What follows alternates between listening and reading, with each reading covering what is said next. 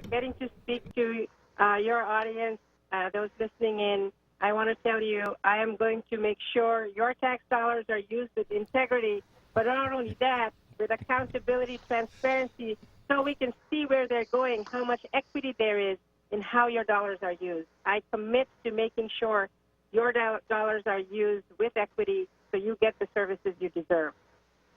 Nina, going around the state, what did you notice about the inequities and the racial divisions and just the haves and the have-nots that are leading to a large part of this protest? Because I notice sometimes when you run in the city a lot, you don't get to see that this state is, in fact, the 5 counties around Philadelphia, Allegheny County, and then it's Alabama in the middle. So could you just talk about the diversity of the state of Pennsylvania? So it's a big state with 67 counties. There is diversity, but let me tell you, there's some issues that run through all 67 counties, and one of the top ones is health care. So it doesn't matter what skin you're born in, doesn't matter who you are. If you're not healthy, you can do nothing. And our healthcare system really needs much reform. And one of the things that I'm focusing on that resonated with everyone is the cost of your prescription drugs. The prescription drugs are driving the cost of healthcare, and particularly those on fixed income. You know, our seniors, they are bearing the brunt of these prices. And this is a team across Pennsylvania. They want someone to do something about it. We pay a huge amount of money to these supply chain folks like pharmacy benefits managers. The state of Pennsylvania, through Medicaid, paid $3 billion in 2017. So we need to rein in those costs, and they will impact everyone. And I think if we can make sure people understand that our needs are the same, I am the one who will be able to tell people in all 67 counties what you hurt the same way somebody's hurting in Philadelphia. Doesn't matter what skin they are in or what package they come in. And that's what I want to do, is to make people understand that our problems are the same, and we are letting these divisions get in the way, and understanding that using race as penalizing people for what race they are, not only is un-American, it is actually not cost efficient, because it doesn't matter who you are. If you're sick, you're costing the state more money. You're losing your economy. You are making other people sick around you. We can't have that. So we need someone who can speak to it and say that for the last 400 years, we have weaponized race in this country, and we need to dismantle that so that everybody has equal access to the resources that they're paying for. It's your tax dollars paying for that. So I want to be that person who gets in there and is not shy about that issue. Nina, this is Charles Elson, and thanks so much for joining us. Really appreciate this. The position that you're running for, Auditor General, audits state agencies and programs. And I know your background is in medical science. You're a scientist, but I know that your opponents, they are actual registered certified public accountants. And so how are you explaining that to people about your expertise in accounting and the ability to audit financially the financial records of complex state agencies? Right. So what this job is a leadership job. We have CPAs in the office doing the nitty-gritty work of designing the audits and going out and training our auditors to actually follow the rules about doing the auditing. Every auditor to date has been a lawyer, not a CPA. We have only one, Barbara Hafer, who was a nurse. I would be the first scientist. What I want to do with my technical skills and analytical skills is use that data that we collect in that office doing these audits. That's just sitting there. That's a powerful amount of information that could shape public policy that serves everyone. A CPA can know the rules. I mean, you sit for an exam and you pass those exams and you know what the internal controls are. You know what you're looking on in a balance sheet. But what you do with that is what this leadership job is. It is about saying, what is our strategic plan and how is these budget dollars used that come from your tax dollars? And what is the equity in how they're distributed? However, in addition to being a scientist, I have served as a deputy mayor in Philadelphia, where as a cabinet member, we had to look at the $4 billion budget and find deficiencies. And as you can see today, budgets are moral documents. And how you look at that and who gets in and who gets left out is really an issue of equity. And if you don't have analytical skills to say, these are the dollars that went here, and this is what's inequitable about it, you can't change that. So you can be, you can have skills, but then you have to have the ability to assemble everything across this broad experience that I bring. I also served in Philadelphia at the Philadelphia Foundation for 9 years, and I was the chair for grant making. We put out $40 million, and we were the fiduciary there being responsible for that money going out, and that went to nonprofits. And I also served on the investment committee, where we had to safeguard $500 million endowment. That means we had to assess what that portfolio would look like, what those allocations would look like, and that's the skill set that I bring when we work with the treasurer to make sure that the pensions are funded. And finally, my husband and I own a business, and we have to operate in an audit and financial environment. So my experience with understanding how the economy works and how we can use this office to benefit and make sure no one is left behind. That's my hashtag, leave no one behind. And when you marry that to the concept that government is supposed to do good for the public, so you do good for the public and you marry it with leave no one behind, you have an inclusive government that makes sure everybody's needs are met. Tony, are you there?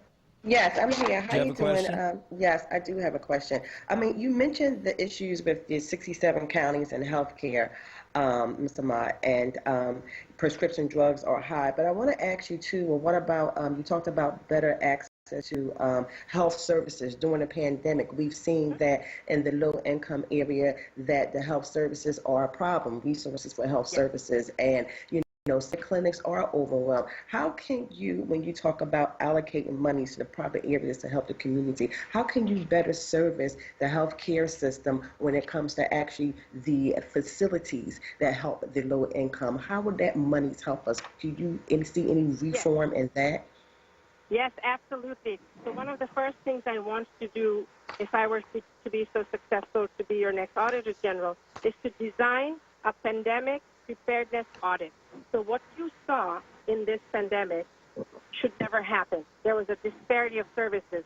But actually this disparity of services was happening before this pandemic was in place. Right. That's what you referred to. And what we need to do is look at the dollars that are going to the Department of Human Services. How exactly are the third-party vendors using them to give you service? And then there's the Medicaid dollars that come to the federal government that we actually have oversight over. So we have a large area that we can actually look at and take our analytical tools and say, if you were to disperse money in this manner and you took racial equity lens on that money, you would avoid these problems that you're talking about. It is about holding hospitals accountable. It is having audits that actually have built into them racial equity lens. We don't have that right now. Right now, they're just looking at numbers. But remember, every data point is someone's story. Every data point is someone's lived experience. If we don't have that embedded in your analysis, in the audit, you're not going to address these problems. So that's why just being a CPA is not going to address it, because they're trained in a certain way where they're not looking at what is being impacted, who is being impacted. That's what I bring to the table. Nina, could you please tell the people your button number in Philadelphia? I know it's different all over the Commonwealth of Pennsylvania, but Philadelphia is the biggest demographic area. What's your button number in Philadelphia? My button number is 9, the number 9, and please go out and vote. We have long lines. I just came from the 50th Ward. There are lines wrapping around the block. Wow. Well, that's good for you. Yeah, well, we hope so. Be careful with that touch screen. It's very sensitive. Good luck, Nina, and push button number 9, Nina Ahmad, for Auditor General. Thank you, Nina. Thank you, and thank you to my friends in labor who have been so amazingly supportive. I could not have done it without you. So thank you to all of you for your support. Thank you. Thank you. We're going to have to take another break, and when we come back, we have State Treasurer Joe Torcello who will be with us. So stay tuned. We'll be back in a moment. Word Radio Digital Tip of the Week with Stephanie Humphrey. I'm your Tech Life expert, Stephanie Humphrey, and this is your Word Digital Tip of the Week. Are you getting the most out of your smartphone? If you're not downloading and using apps, you're definitely not. Each of the icons on your phone is an app, but you can download even more apps that connect you to doctors, your bank, music, delivery services, and a lot more. But before you start using apps, you want to make sure you're downloading them from the right place. If you have an iPhone, you want to look for the icon on your phone that says App Store. If you have any other type of smartphone, you'll look for the Play Store icon on your phone. Making sure you get apps from the authorized store ensures you don't do any damage to your phone by downloading a virus. Try this today.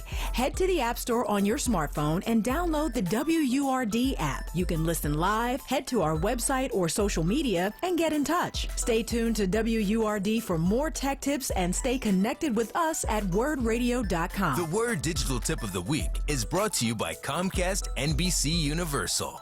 Nina Ahmed waitressed and struggled before becoming a biomedical scientist, finding new cures to disease. Unlike Donald Trump, she'll use facts and data, not fear and division. Nina came here alone, surviving a violent war as a child. She witnessed the death and destruction caused by assault weapons, and as Auditor General, she'll fight to ban them to protect our children. Nina Ahmed worked for President Obama and then served as deputy mayor of Philadelphia, where she fought to make sure our voices were heard. As president of the Philly chapter of the National Organization for Women, she led fights against discrimination and wage inequality. If elected Auditor General, Nina Ahmed would be the first person of color ever elected statewide in Pennsylvania. You can vote in person on June 2nd or by visiting votespa.com, votespa.com, to get your mail-in ballot. Don't let COVID-19 steal your vote.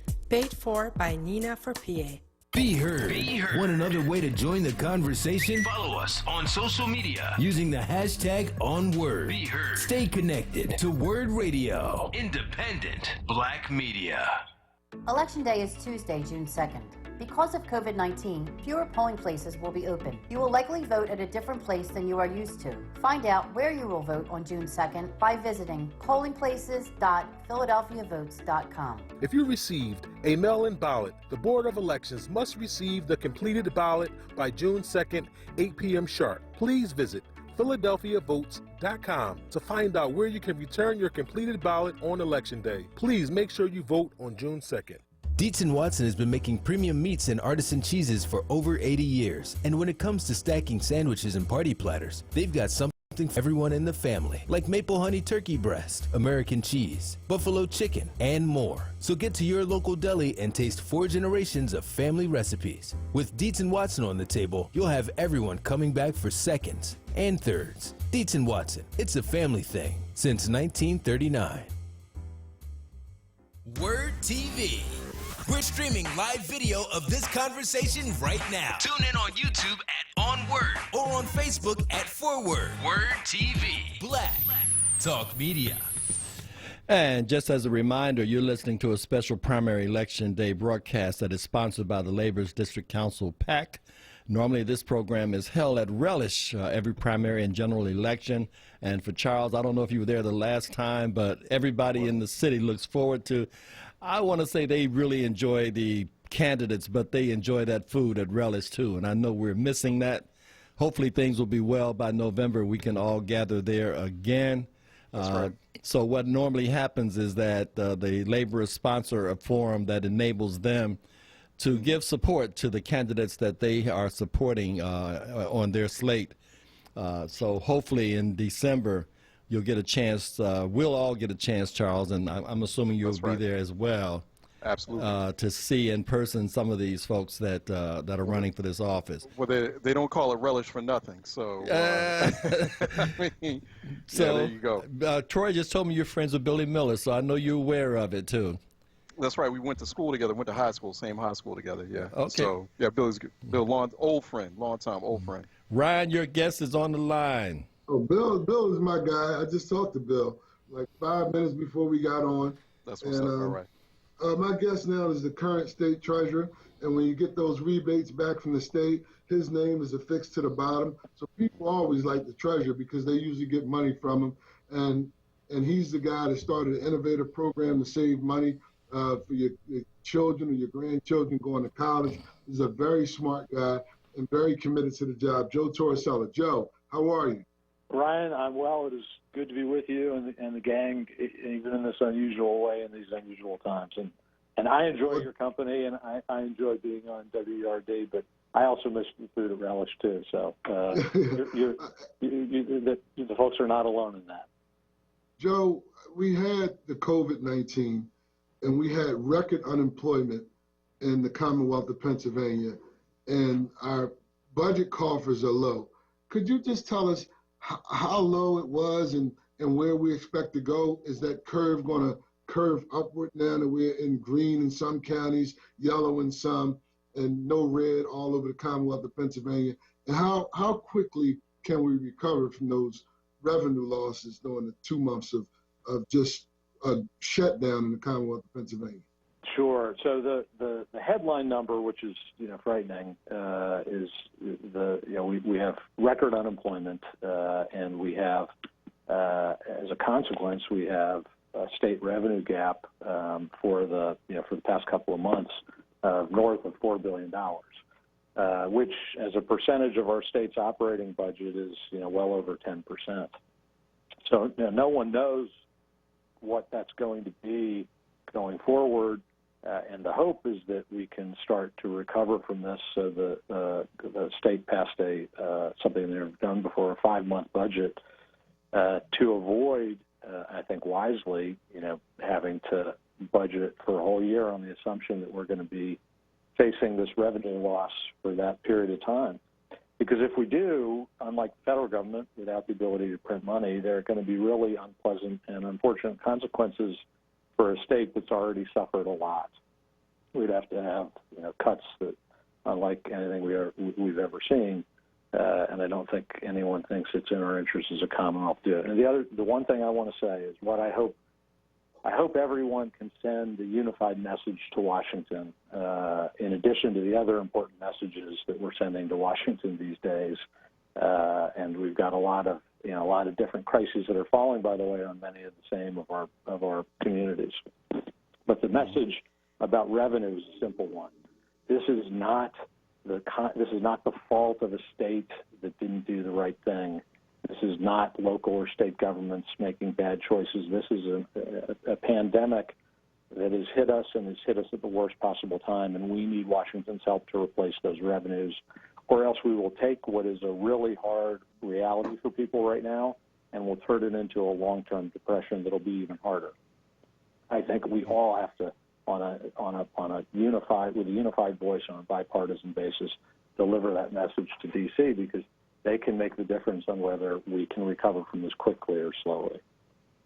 Mr. Treasurer, Charles Ellison here, Reality Check. When you get into a conversation about state finances, it can get very wonky, it can get very complex and complicated, and at a time like this, when you have so much money hemorrhaging from state coffers like that, how do you make this whole scenario, how do you make the process of state financial recovery a lot more transparent, so you can reassure residents that, hey, at some point we're going to get through this? But I'm not sure if this is a very user-friendly conversation at times when we talk about state finances and how they're going to recover through pandemic and also now unrest.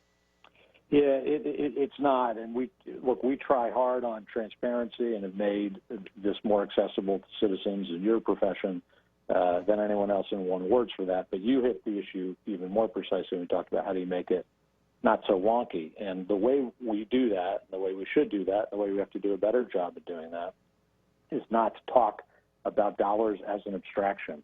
It doesn't matter that we have $100 billion in state treasury.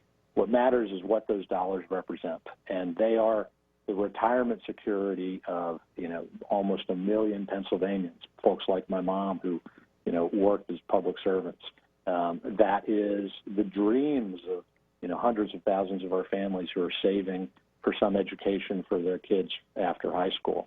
That is the very first the very first tax payment by someone who had their first job. That is an unemployment check going out to someone who needs that lifeline right now. So what we have to remember is it's really easy to talk, throw around big numbers and percentages, but that really doesn't help the conversation. What helps this conversation is talking about the state finances are nothing but a mirror, and what they mirror is the economic health of our citizens and the finances of kitchen tables, in Philadelphia and Pittsburgh and small towns like the one I grew up in. And what that mirror is showing us is that around those tables there are some really, and those rooms have been under strain for some time, but that strain has gotten dramatically worse. So we have tried, by the way, in this pandemic to do everything. We ask ourselves every day, not the question of what's not our problem, but what can we do? And have come up with new ways of, we've gotten nearly $700 million out to hospitals that are at the front lines of treating COVID. We advanced, Ryan mentioned the rent rebate checks. They normally go out in July. We worked with legislators and the governor to figure out how to send those checks out early so that families would get, on average, $500. We got $50 million out the door the first week to help people who are in desperate need of money to make it through these tough times. We used, we talk about the state investments, and it's easy to say, oh, there's this many $1 billion in state investments or in pension funds. What we do is we ask, how can we use the power of that money, which is really your money, not the not the state, it is us as Pennsylvanians. How can we use that to stand up for Pennsylvanians, when Wall Street or corporations are trying to hurt them? So when ventilator companies were not letting hospitals repair those desperately needed machines, we leveraged those investments to get them to change their course. Or when we saw opioid companies profiting and not reforming their practices, and saw Pennsylvania communities being hard hit, we stood up and we said, on behalf of the taxpayers of Pennsylvania, we want you to change. So the key to this is to always bring the question back to what does it mean for Pennsylvanians, not just the decimal points of what's in the state budget. And what it means for Pennsylvanians, let's be clear, if we do not get federal relief on this, and the federal government has stepped in all kinds of other ways to help all kinds of other actors, but if they let states and local governments go unassisted through this pandemic, it's going to mean what bad things happening at the schools that we're sending our kids to. It's going to mean worse impact on our public health system. It's going to mean we're going to have to tear holes in the safety net that people are relying on now more than any other time in our lifetime.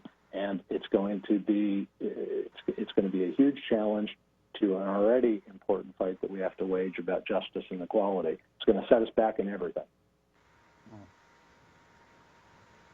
Now, the other thing I want to say, though, is that sounded a little bit bleak and hopeless. I am a hopeful guy, and I want to underscore the fact that we're talking on Election Day. I want to underscore the agency that we have to express ourselves through the actions we're taking today, or that many of us took by mail over the last couple of weeks. And to underscore that we can, we can learn the lessons of what we've lived through for the last 3 months in every way, and we can resolve we're going to build something different, or we can just keep on turning a blind eye to it. I'm in the former camp. I'm a guy who believes elections have consequences. This one will have consequences, and the round 2 that we're going to do of November will have consequences. They will be big, but they won't just be the headline consequences. I hope we'll see at the national level. I think the work that we do here at the state and the local level also is part of how we recover from this, and part of how we address decade-long challenges that we've left unaddressed. Ryan mentioned one of the things I'm proudest of. If I don't get another 4 years as treasurer, I will die a happy man, because one of the things we've done on my watch in my first term is we are the only large state who set up a program so that every child born or adopted in Pennsylvania at birth gets a 529 savings account with a $100 starter deposit that will grow over time, to be used for some form, not necessarily for your college, anything, any kind of education or training after high school. And that is an important statement, I think, of who we can be and should be as Pennsylvanians.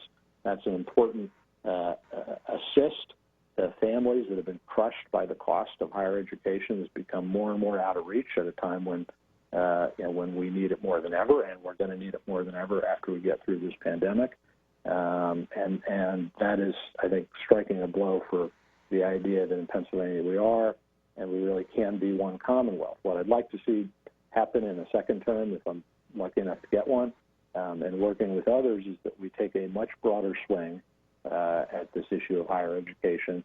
We take a much broader swing. I've talked about ways we can make it possible for the Pennsylvanians who have no retirement savings to retire with some dignity and security. I'd like to take those much bigger swings, and I think we ought to and should, and I think we can address those issues in a way that gets us out of here to a better spot. Mm-hmm. Thank you, Joe. We appreciate you. We know you got to go out and make sure that people vote, and we have to pay the bills here so we can pay Charles Ellison his great salary. He deserves everything. Before we go to break, Ryan, just want to mention that coming up after the break will be State Senator Vincent Hughes, and I believe, Charles, you have a live read. Yes, and don't forget, folks, if you want to support this kind of independent, Black-owned, Black-run media, especially in very difficult, uncertain times like this, you can renew or start a brand new Forward membership today. You can take advantage of the early bird discount. The early bird discount special is $75. Normally it's $90 for a year's worth of Forward membership. Go to forward.wordradio.com. Use the discount code CHECK, C-H-E-C-K. That's CHECK, C-H-E-C-K, to take advantage of that Forward membership early bird special. Thanks so much, Cody. I'll send it to you, hand it to you. So is CHECK for you? Yes, CHECK, C-H-E, CHECK, that's right. CHECK to continue to support great Black media and great daily public affairs programming on Reality Check. Absolutely, thank you. Thank you. We'll be back in a moment. Stay tuned.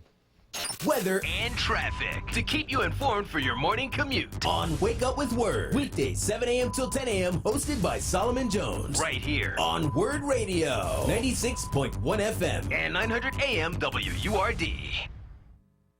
Join me, Councilmember Kendra Brooks, on Tuesday, June the 2nd at 2 p.m. for a special town hall about the impact of COVID-19 on the Black community and why we need a Black stimulus. The town hall will bring together local and national leaders, including Kienga Yamahatela, Rashida Phillips, and Chindrai Kumanika, to discuss issues that affect all of us, like housing, healthcare access, and workers' rights. Tune into WRD Radio 96.1 FM, 900 AM on Election Day, Tuesday, June the 2nd at 2 p.m. to join the conversation. Want the latest in Word swag? Check out the shop tab on wordradio.com. Hoodies, tees, and more in a variety of colors. The shop tab on wordradio.com. Show the world that you're all about Black. Talk Media. I can't see anybody going into that job that A, has not done an audit, does not have a CPA, and doesn't have a degree in accounting. Like, what the heck? That's like anybody from anywhere can just come in, and because I have a degree from college, no accounting, but I have maybe, I don't know, history, they can get this job? No. A qualified, bona fide, certified public accountant, Rosemarie Davis. Paid for by Rosemarie Davis, your Auditor General. We are progressive and proud and interactive. Follow us on Twitter, Instagram, and YouTube at OnWord. This is Word Radio, 96.1 FM and 900 AM WURD Philadelphia. Streaming live at wordradio.com. Word TV. We're streaming live video of this conversation right now. Tune in on YouTube at OnWord or on Facebook at Forward. Word TV. Black Talk Media. Ryan Boyer, Tony Staten, Charles Ellison, we are back, and we have State Senator Vincent Hughes on the line. We got State Senator Vincent Hughes, who is also the Appropriations Chair for the Democratic Senate Caucus. And Vincent Hughes is very instrumental in bringing home, as they say, the bacon, the turkey bacon, to our area.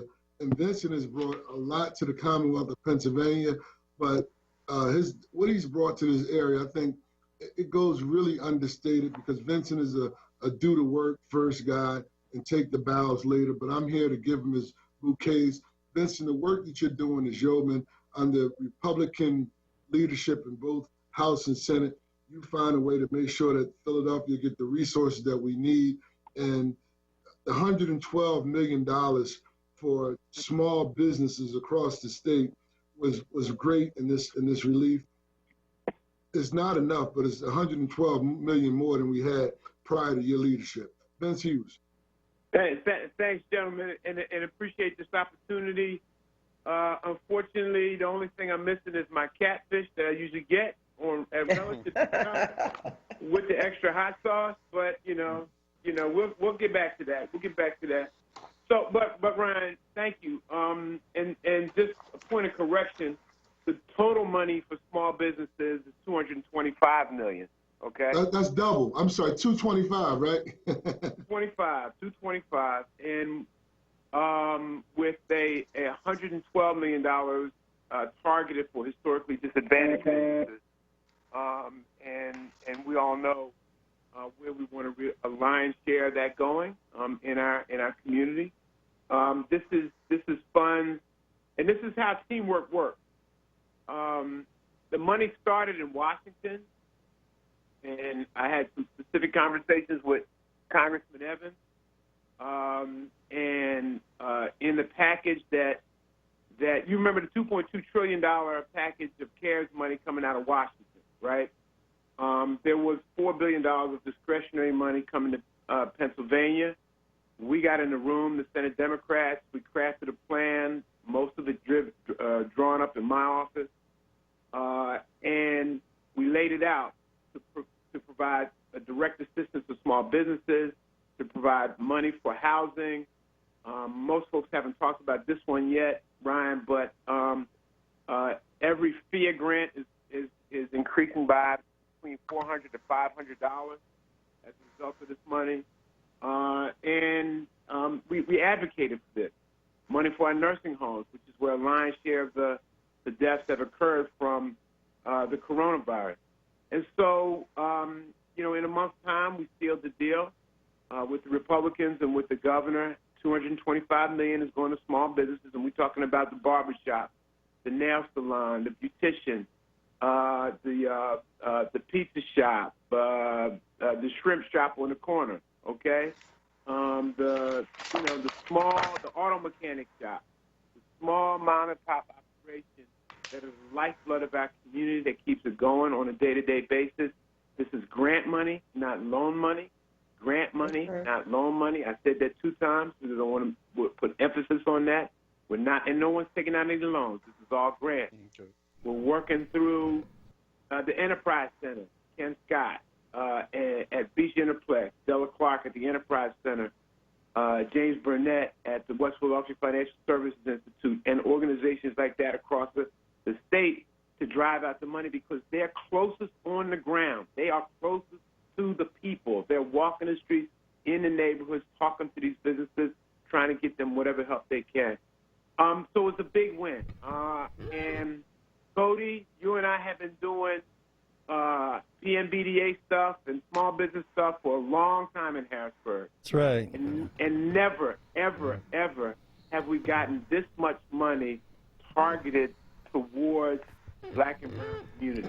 Never. So, Senator, I'm hoping also that there is some relief for the Black Philadelphia or Pennsylvania's only Black radio station that is struggling during this time as well. Well, I got some plans for Pennsylvania's only Black talk radio station. You know that. Okay? I hope so. I always do. And then we're working on a second piece that to deal with the issue of COVID-19 in the Black community, okay? And how we can ramp up testing, and equally as important, if not more important, how we can ramp up contact tracing. Contact tracing is jobs, all right? Contact tracing is jobs. It's a jobs program because it requires lots of people to go around and do the detail work of asking questions and talking to folks about how they can get, who they've been in contact with in the last few days or the last few weeks. So all that to say, on Election Day, this is vital. This is important. It changes the circumstance based on who's in charge. If we were in the majority, we would be talking about a lot more money than $225 million. All right, we'd have an aggressive housing repair program going on to fix up all the houses in our community.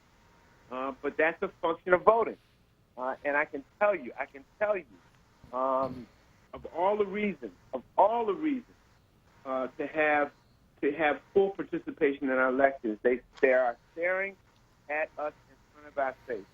To see what the person occupying the White House did yesterday when he wanted to do that photo op, where he tear gassed a peaceful demonstration, loud but peaceful demonstration in front of the White House, so he could clear a route, so he could walk over to the church and take a photo op in front of the church. To see press getting locked up and getting attacked and getting shot. It is. I don't know what more reasons we need to go out and participate in the electoral system. And I'm glad that WURD is around to help us send that message. Senator, this is Charles here, and it's good talking with you. This is more of a clarification question because we had Governor Tom Wolf on here, and this really didn't come to my attention until after he left. He's issuing an executive order today, seemingly giving an extension for mail-in ballots. But to my understanding, when you look more deeply at that, you still have to get your mail-in ballot postmarked by today. And I think there's a lot of confusion out there, one, about whether or not there really is an extension. That doesn't sound like an extension to me. That just sounds like we're just getting in our ballots, getting them postmarked, and giving the county offices more times to submit their ballots to the state. Is it an extension or not? I think the current law prior to his decision is that the ballots had to be in by 8 o'clock today. All right? Right. Now, with his extension, the ballots have to be postmarked. Okay, and so that does allow more time to get more ballots in, and therefore to get them counted. All right. So, but people are under the impression that they're getting an extension until next Tuesday to get their ballots, and I'm seeing it on both social media. I'm getting texts. People are thinking that next Tuesday they can get their ballots postmarked. No. Postmark has got to be today. Okay. Postmark has got to be today, all right? I wish the governor was clear about that. The governor is not clear at all about that. Well, here's what I'll do. When we hang up, I'll check with his chief lawyer, all right? And I'll call you back, okay? Yeah, appreciate that. Yeah, thank you. I mean, it would be nice, actually, it would be convenient if we did get, do a redo of the executive order. Let's do ballots till next Tuesday, considering what the city right now is going through. That's against the law. You can't. It's against the law. Okay, got it. You can't do that. Got it. The governor's done. The governor did as much as he could do under the law, given the precepts of the law that says June 2nd. So the only thing you could do is they had to be delivered to whichever county at 8 o'clock today. Got it. What he's saying is if you put them in the mailbox today and they're postmarked by the day, if they get them 2 days from now, they'll still be counted. Okay, got it. Yeah, that's the most thing we could have done under the law. And thank you. And it should be clear, but that's the clarity. And he can look. The governor has, look. We are not in a normal circumstance. We are still in. Forget the demonstration. All right, forget them just for a second. We are still in a stay-in-place order, okay? Shelter-in-place order, all southeastern Pennsylvania.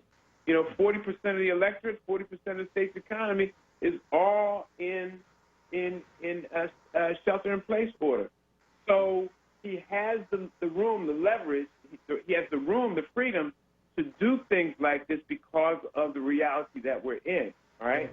Yeah. There is a limit in terms of how far he can push the power that he has, okay? Got it. Fortunately, he's not like the guy occupying the White House, okay, who's going way beyond his capacity. all right? But, you know, we are where we are.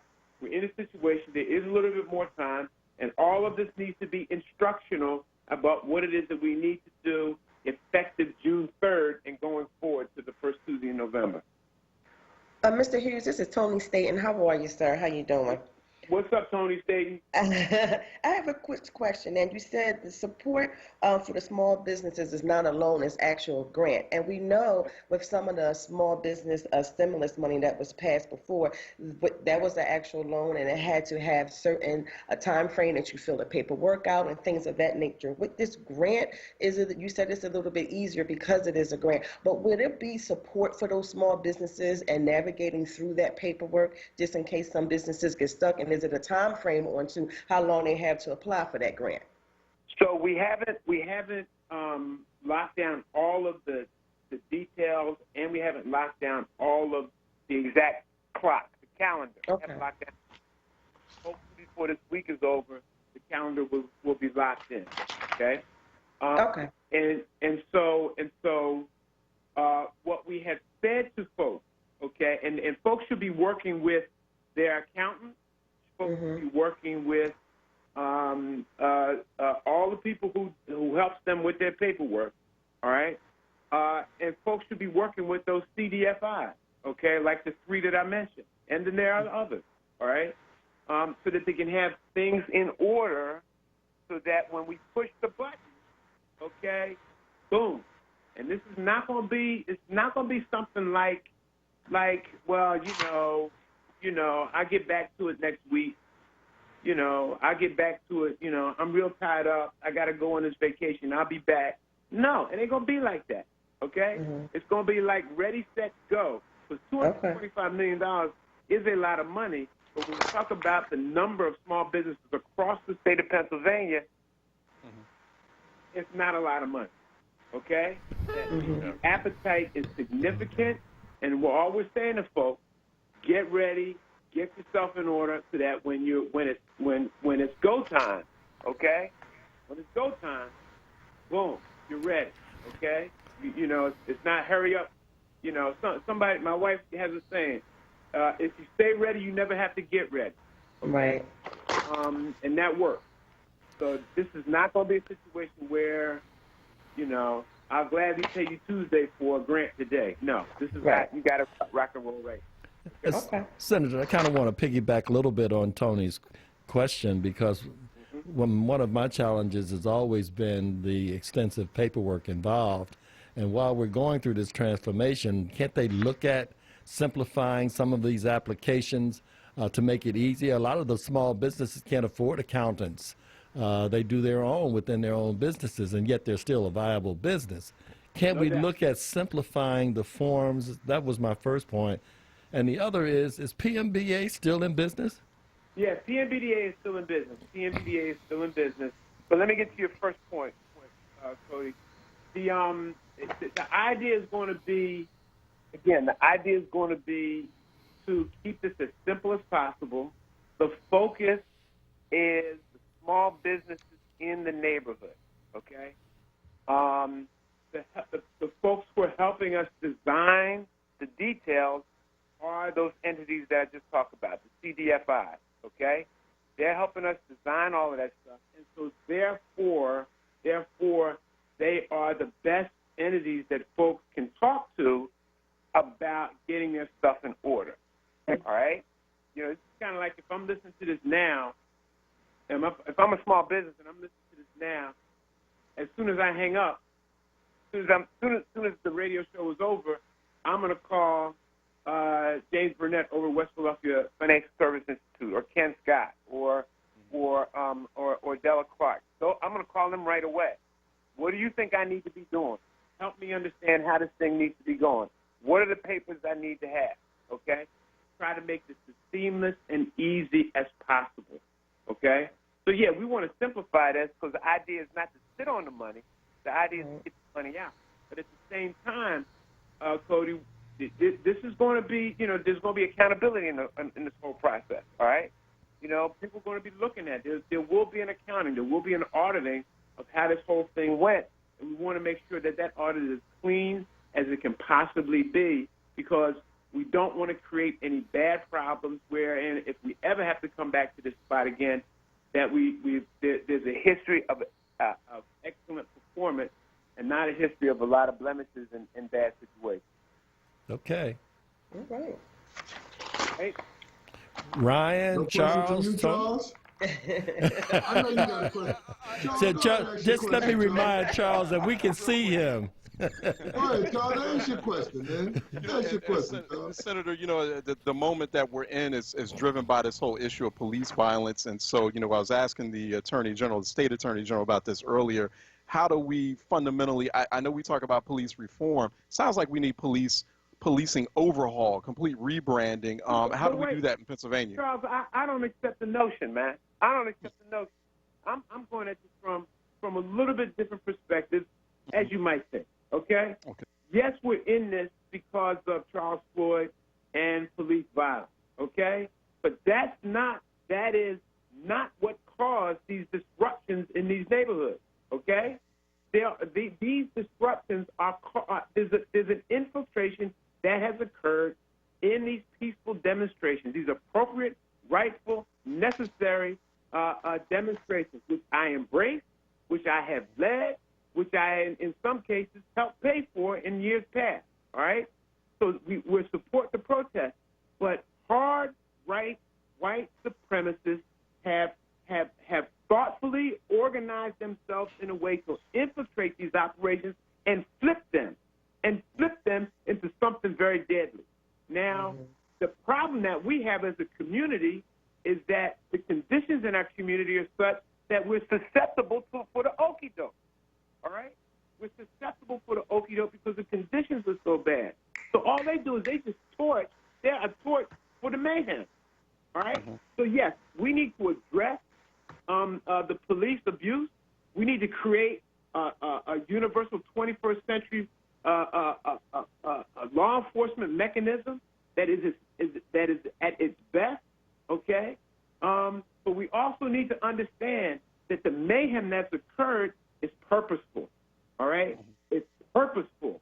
You watch all across the country, you talk to folks all across the country, and they're seeing beyond what is on its face. So we need to be real clear about that. And this is not the first time we've dealt with this kind of stuff in our history. You're a student of this kind of stuff, Charles. We've been through this for decades. Ryan is too young to remember these things. But Cody, Cody, you covered this stuff in Chicago, man. All right? Yes. You didn't know what this stuff was, right? All right?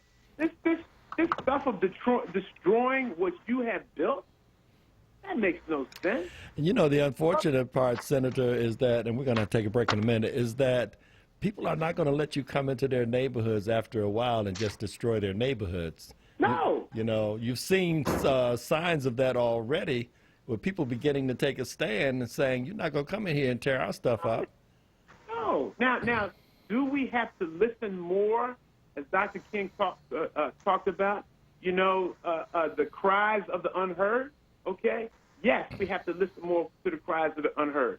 We have to hear them, listen to them, and respond to those cries, okay, in a much more intentional way, all right, because our community is in a very delicate position on all levels, all right? So we always need to be clear on where this thing started.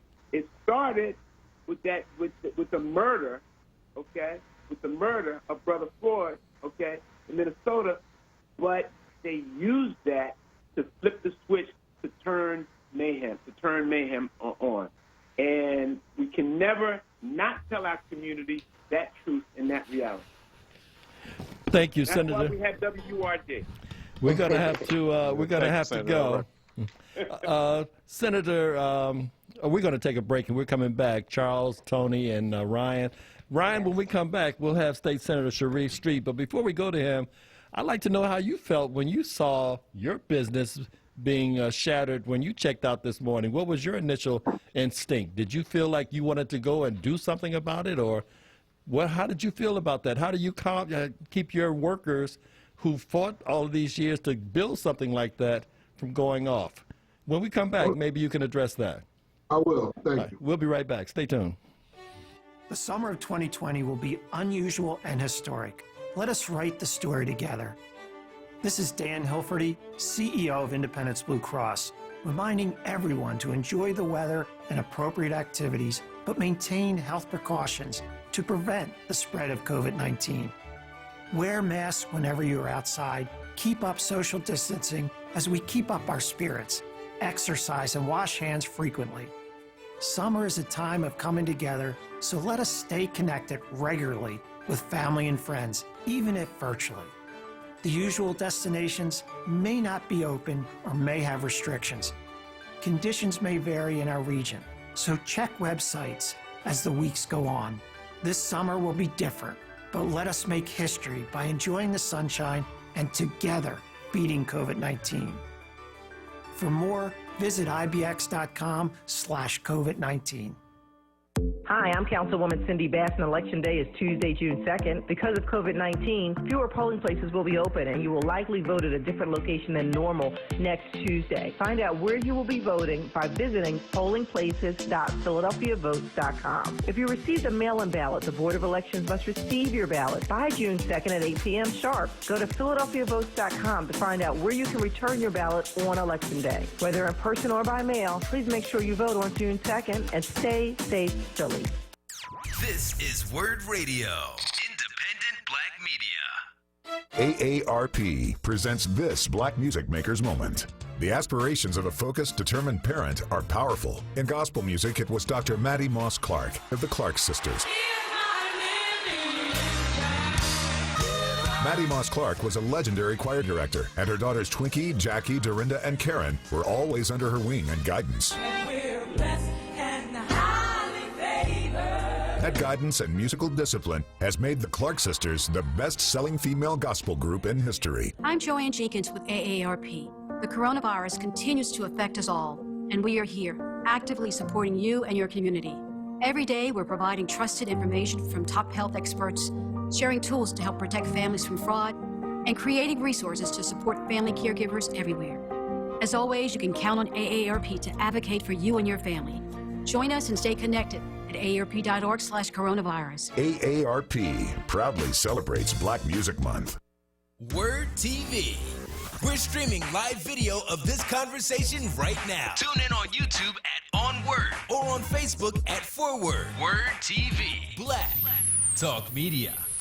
Ryan Boyer, Tony Staten, Charles Ellison, we are back, and we have State Senator on the phone. State Senator, hold on for a minute because Ryan wants to respond to a question I asked him before we went to break. Well, Cody, it is of two minds. First of all, I'm very upset at the tone and tenor of this country where an officer could just lean on a person's neck and don't see him as human for almost 9 minutes. And what also struck me is that he did not, he knew that he was killing him because if you look at the video, it was a young man telling him, look, I practice the martial arts. You're cutting off his air supply right now. You're killing him. And a young lady who was Caucasian was like, check his pulse at least to make sure he's okay. And he didn't heed any of those warnings. He was as if that wasn't a human being. His hand was in his pocket. So I understand the protesters, but I too, we were out there, and I think that I want to commend 332 and his leadership team led by Sam Staten Jr. for helping. We were out there cleaning downtown, and then yesterday we cleaned 52nd Street, and I got a call from the mayor's administration saying, look, you guys did our thing because by the time that they got there for their photo ops, it was already cleaned up because our guys hit it and they were volunteering. So members of my union is a part of the city of Philadelphia. So I knew we weren't immune to it, Cody. And I was upset, but I understand. But we also have to watch out for agent provocateurs that Vincent Hughes rightly pointed out that are in the midst of these legitimate protests to try to create complete mayhem. Because no one in our community would have wanted to destroy one of the few places where black males and females can get equal opportunities into the middle class. We employ almost 7,000 union members from Labor's District Council, over 70% of them being people of color. We're very proud of that, and the community is proud. So when I looked at it, I said, this had to be someone that wasn't from our community, that don't know what the name Sam Staten Senior Office Building means. So we just have to do more educating. And listen, we'll fix, we'll rebuild. I'm more concerned about those businesses in Black communities that won't fix, and it'll stop services from coming. I talked to Jeff Brown for an hour today, and he provides markets in communities where people don't have shopping markets. And they looted his stores, and they looted the pharmacies. So we're just trying to make sure that people know to go to Roxborough to create, so that people could, but emotionally, Cody, I've been up probably for the last 3 nights. I am emotionally spent just about everything that's going on with this, because it is not just about police brutality. It's about the haves and the have-nots, and that the haves do not even give a doggone about the have-nots. And people are tired. They don't have any hope. I say, when you see people and they get tattoos on their face, they don't even have any hope that the system cares about them and that they'll ever be a part of mainstream America. So I hope this is a recalibration to say that, look, we cannot have business as usual. Our new normal can't be an ambassadation of the old normal. This is a new paradigm where we must have equal access to everything. And I always say, some of our white liberal friends, I don't want you to feel our pain. What I want you to do is speak out about the pain to your counterparts, because you have a unique role into helping us say that when Colin Kaepernick was kneeling, this is right because this is what happened. And I tell even some of my white liberal friends, don't tell me that you believe in equality when you know the Philadelphia school systems are struggling with money and Lower Merion School District has a surplus. Say we need to create policies to take some of that surplus and give it to our brothers and sisters in Philadelphia, because that is equality. And until we have that, you're going to have these uprisings happening more and more and more, because social media lets the inequality not be hidden. See, before you had, the world was, it was spacious. The place between Lower Merion and Philadelphia was gulfs away. But now that I could take a picture and I can go in there with a cell phone and see everything that they have, and then go to Overbrook High and see everything that they don't have, it is stark reality every day. Everyone is a reporter now. Before, if they didn't cover the story, you didn't have it. Now with the great social media, it brings the injustice in clear picture, and no one is going to accept that. No one. I don't accept it. So I'm here ranting. I don't know what to do. Sam and I was talking yesterday. We had a press conference. We're going to do something, but we know that access to quality jobs is the first social program that we need. But we also have to be honest to say the jobs of tomorrow require a certain amount of education. Amazon coming here with a little bit of their technology. All that's advanced manufacturing. You can't go there with a GED. You have to have some science, some math. But that goes into my rant. I will go to my brother, Sharif Street, who is the vice chair of the Democratic Party of the state of Pennsylvania. Sharif, sorry about my riff, but you know, because you work with Mel Wells on the ground, you represent parts of North Philadelphia that is the most poor and now becoming the most affluent. So I want you to speak to your just diversity now that's happening in your district since the time that me and you came of age. Absolutely.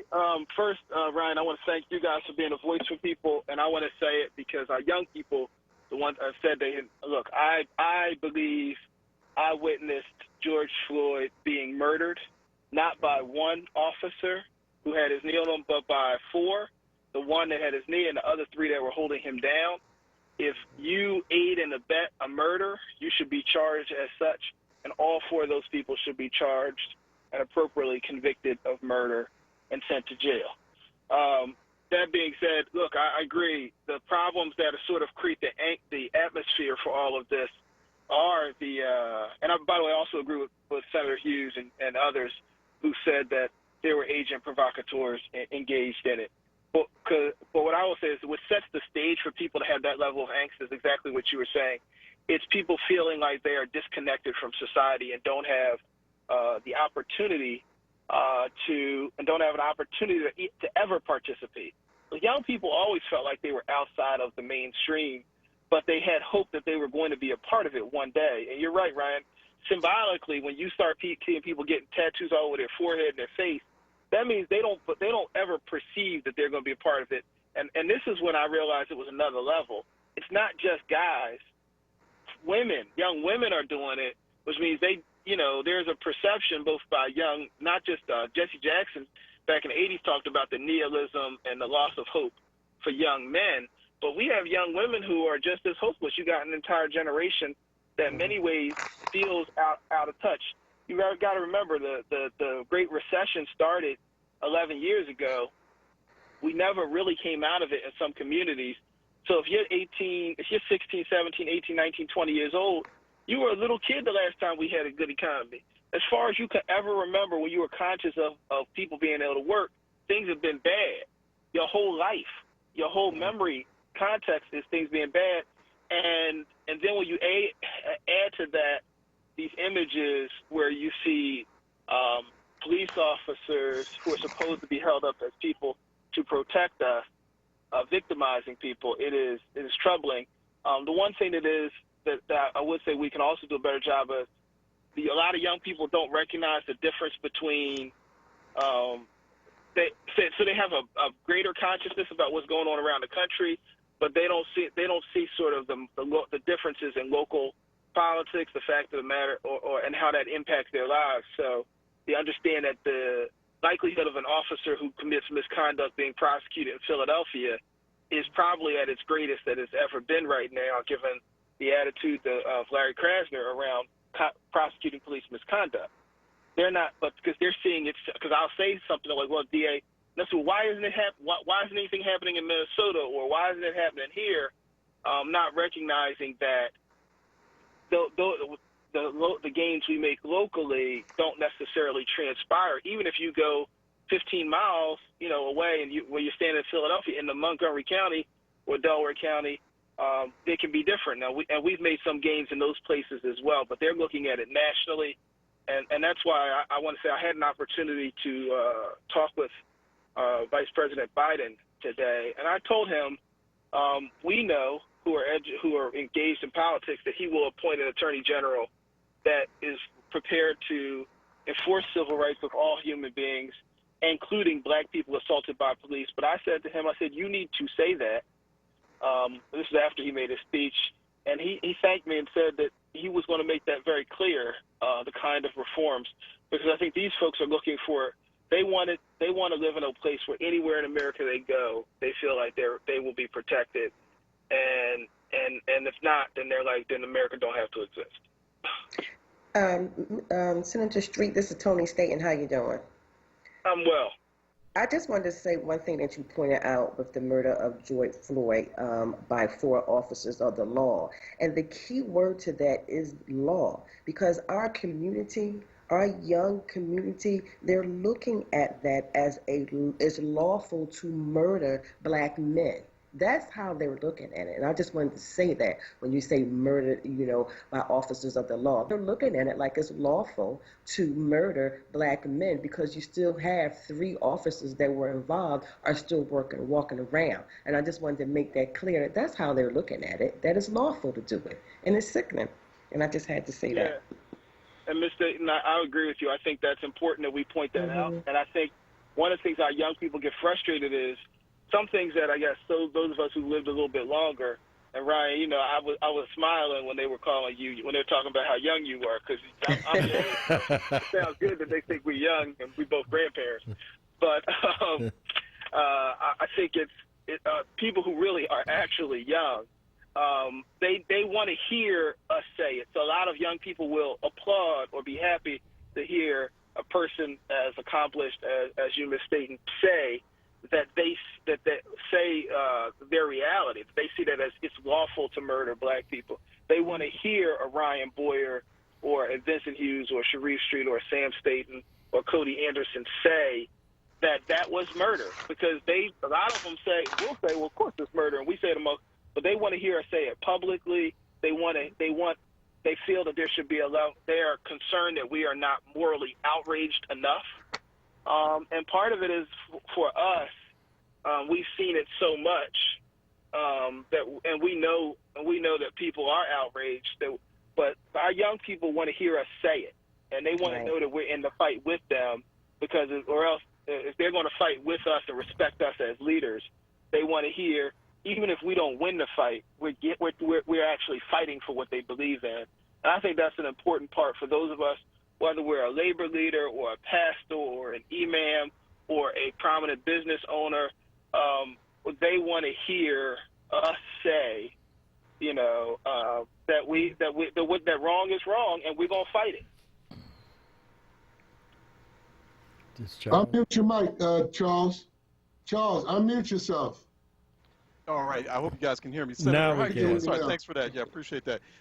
Senator, how you doing? I understand that they want us to they want to hear us say something to young people, Gen Z and millennials, but what would you have them do? How specifically do you get young people re-engaged and reconnected with the political and civic process? How do you envision the infrastructure for that? How do you create, for example, leadership positions for young people? How are we having a big conversation about getting more young people at polling precincts on election days like this? 65% of the people who station the polls are people over the age of 65.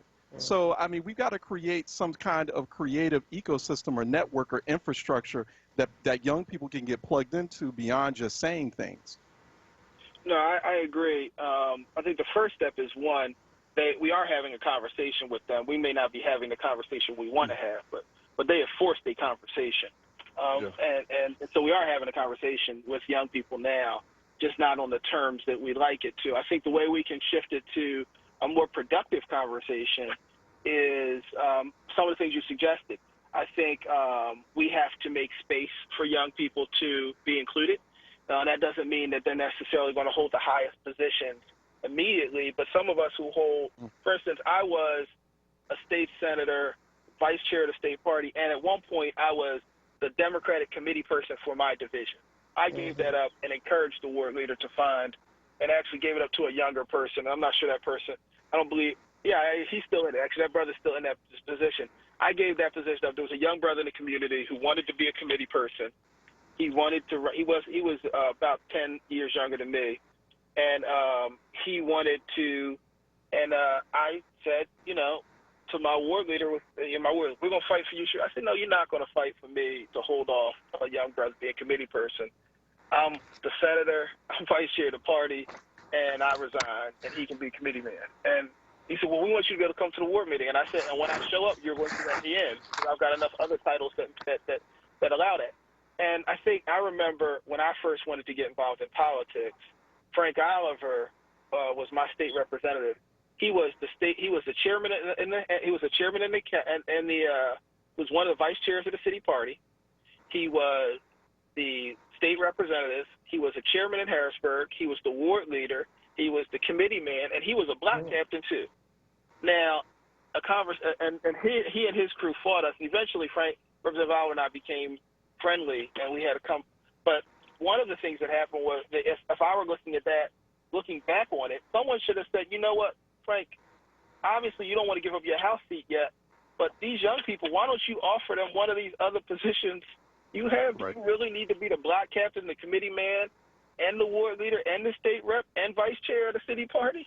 Like, you could, if you're vice chair of the city party and state rep and ward leader, you could give up a committee man seat, even if it wasn't to me, if one of our people, you could give up a block captain seat. You can make those young people feel like they have some seats at the table.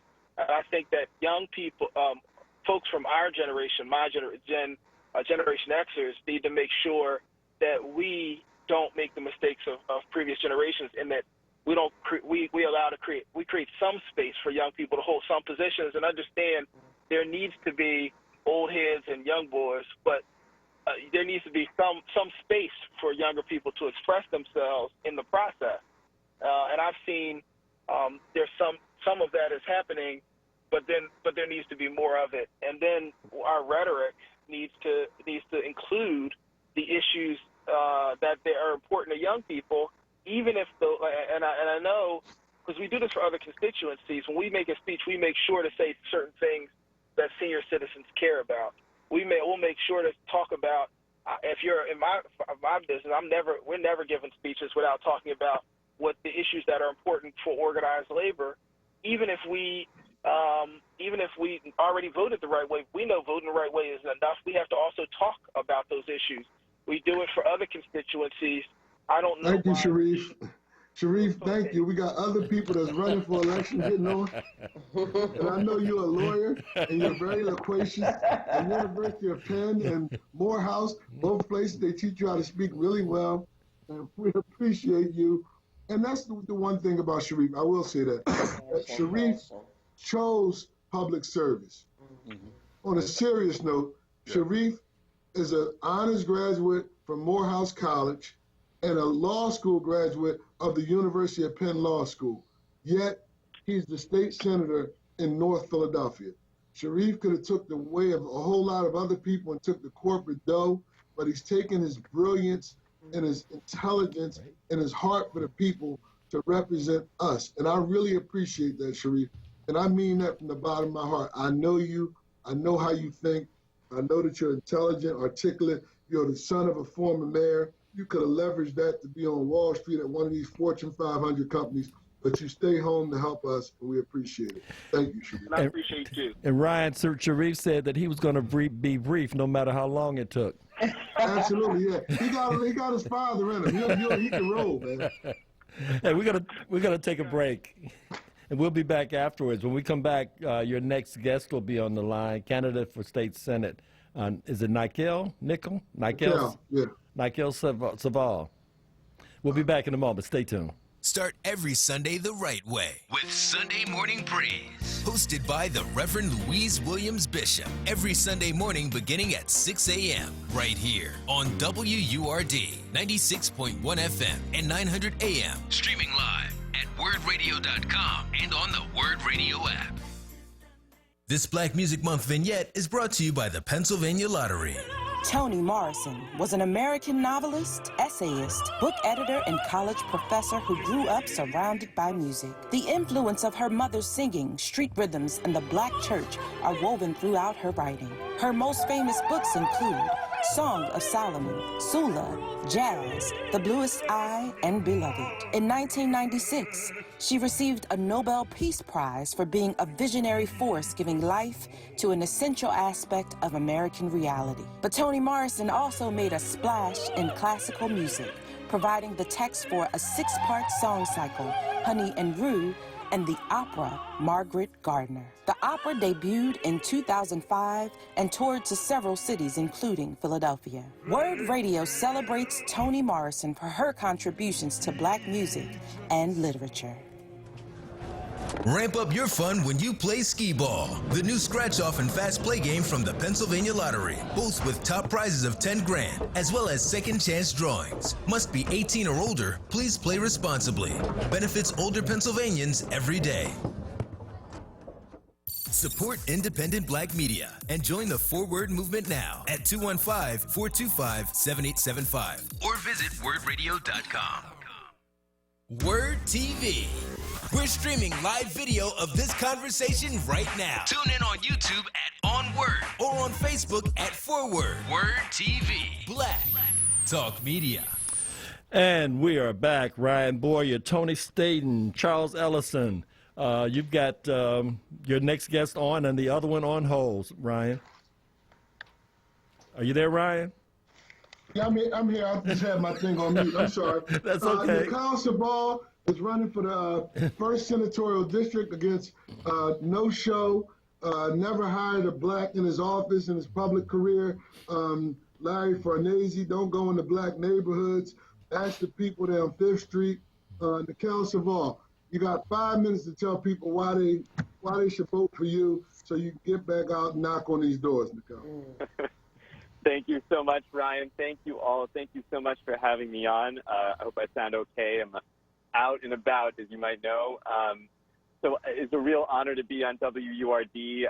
I'm a longtime listener, and I just, as a journalist, as a writer, as a person of color, and who worked in media for a while, I just appreciate diversity in media, and I appreciate just the viewpoints, and it was great to hear Senator Hughes and Senator Street. So again, I'm Nikhil Saval. I'm running for state senate in the 1st Senate District. I'm a father, and I'm a writer, and I'm a community and labor organizer.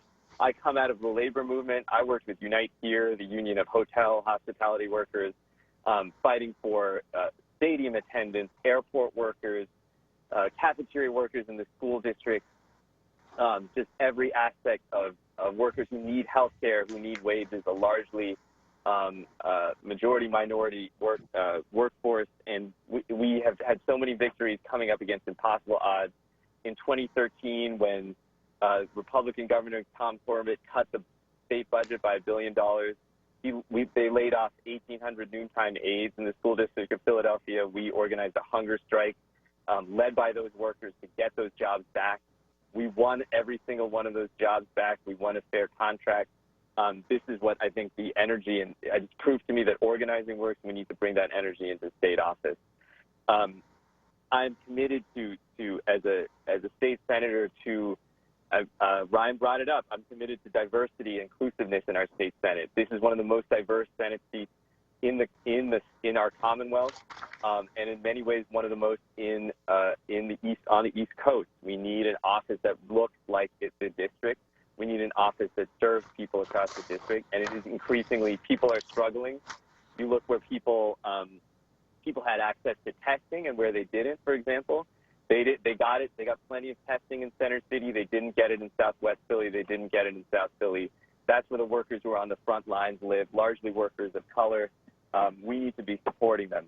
I am also fighting, to make sure that, we see what people are out protesting for on the streets. I am a strong proponent of criminal justice reform, of making sure that our housing is affordable in this district. It's becoming increasingly expensive, harder for people to live in this Senate district. We need to be fighting for that, and we need to be fighting for good jobs. One job should be enough. I believe that we need to end worker misclassification across all industries and make sure that people they're not trying to drive down wages in our industries, that we need people to have family-sustaining jobs like the jobs that Ryan and everyone have fought for successfully. We need to expand that. We need to expand that work. My office, when I'm elected, will be an extension of the kind of work that Ryan and company have been doing, that the labor movement has been doing to expand rights, healthcare, jobs, wages for everyone, and especially for workers of color who are struggling so much right now at this moment. So that is why I'm running, and I would be glad to have your vote today if you've not already voted. Thank you, Nikhil. We appreciate you. We're running a little behind, so you go ahead and finish knocking on doors in South Philly, and we hope that you're successful in your bid. But if not, you worked very hard and you shook up the establishment. So thank you, Nikhil. Thank you, Ryan. Thank you to everyone. Thank you to WRD for having me on. I'm such an honor and such a pleasure. I'm going to go get back to work. All right, thank you. All right, bye-bye. Thank you. So I think that Cody, Charles, and Tony, it's good when incumbents have strong challenges. I think it sharpens them up, and it allows us to get our issues on the table. I think that sometimes when people don't have challenges, they kind of get complacent. They get complacent. Right. And we don't get the best. I think competition brings out the best in people because it makes them work. And I don't think the competition should be discouraged. I think it should be encouraged if people aren't doing their job and someone feel like they could take them. And we just have to be honest about that. And we have someone else on the line who's an incumbent that we do support on the Labor Committee, but she's facing opposition as well. And I think the opposition is bringing out the best in her and showing that she's a fighter. And she has the last name to fight, Maria Donatucci. How are you? Hey, hi, Ryan. How are you and the rest of the crew?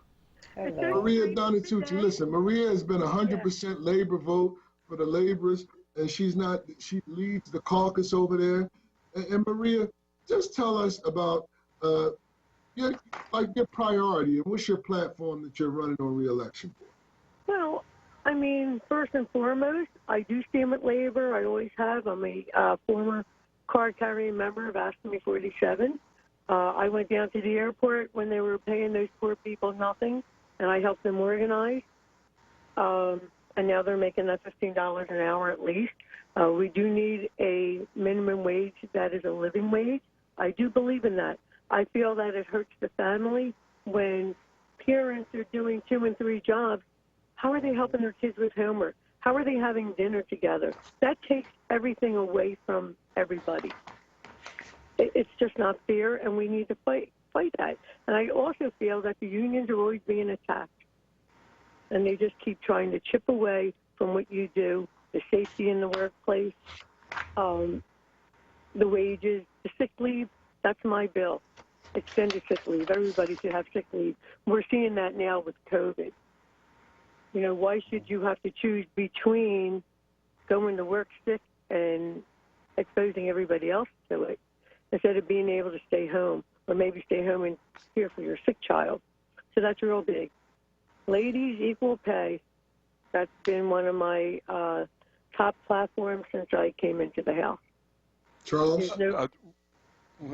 Representative, how are you doing? Charles Ellison here with WRD. Beyond the public health crisis of COVID-19, beyond the pandemic and then gun violence in Philly, there's that other public health crisis that's been brewing for generations around the Philadelphia Energy Solutions refinery. I know you expressed concerns about jobs at that refinery. I know that there's still some uncertainty around the sale of that site, but have you talked with city and state health officials about assessing and screening how severe the public health impact from that refinery has been over the years in terms of cancer, respiratory illnesses, asthma? There are a lot of people suffering in the proximity of that refinery, and I'm wondering what your position is on that.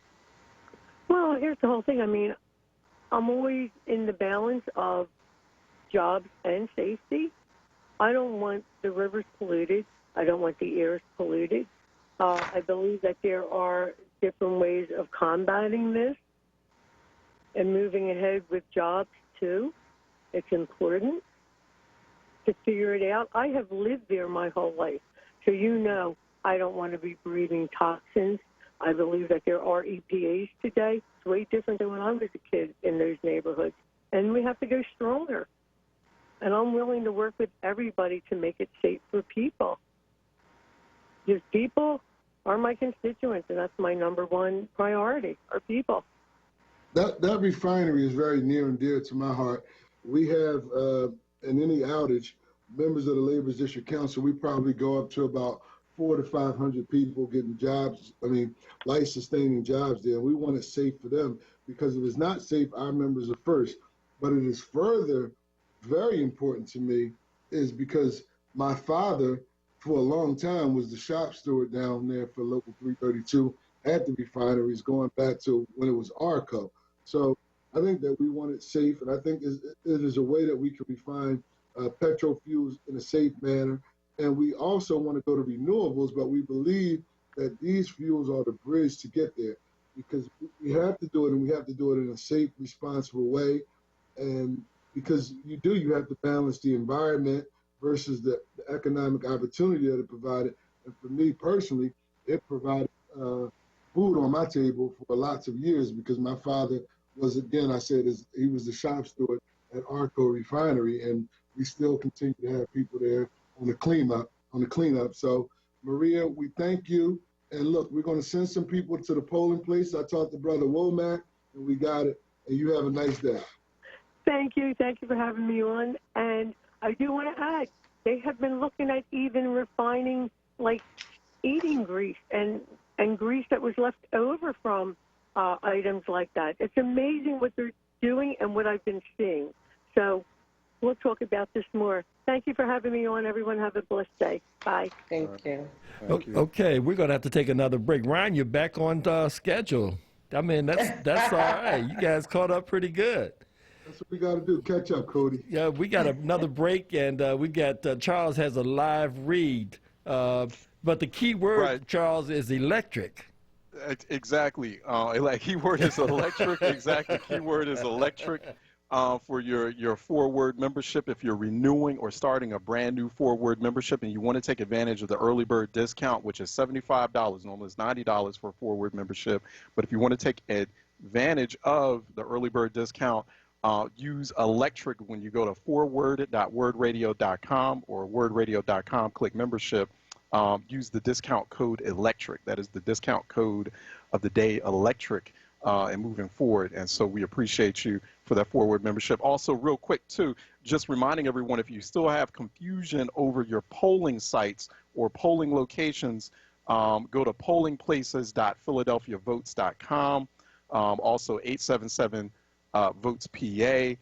votespa.com, just throwing out those information sites, those information centers, so people, if you're still kind of confused about where your consolidated polling location is, because you can't vote today, go to pollingplaces.philadelphiavotes.com. Also, there'll be some information about mobile polling drop-off or mail drop-offs, mail ballot drop-offs, or drop-box locations as well. Thanks, Charles. Just a reminder that this primary election day special is being sponsored by the Labor's District Council PAC over WURD AM and 96.1 FM. I'm getting tongue-tied. Stay tuned. We'll be back in a moment. For over 115 years, Philly's top sandwich pros have always started the exact same way, Amoroso's. Why Philly's sandwiches are world famous. During these unprecedented and challenging times, Amoroso's would like to thank its customers and its associates for their hard work and dedication as they continue to feed our community. This too shall pass, and Amoroso's will be by your side and on your table now and for generations to come. Want to make the very best sandwiches? Always start with the very best. Amoroso's.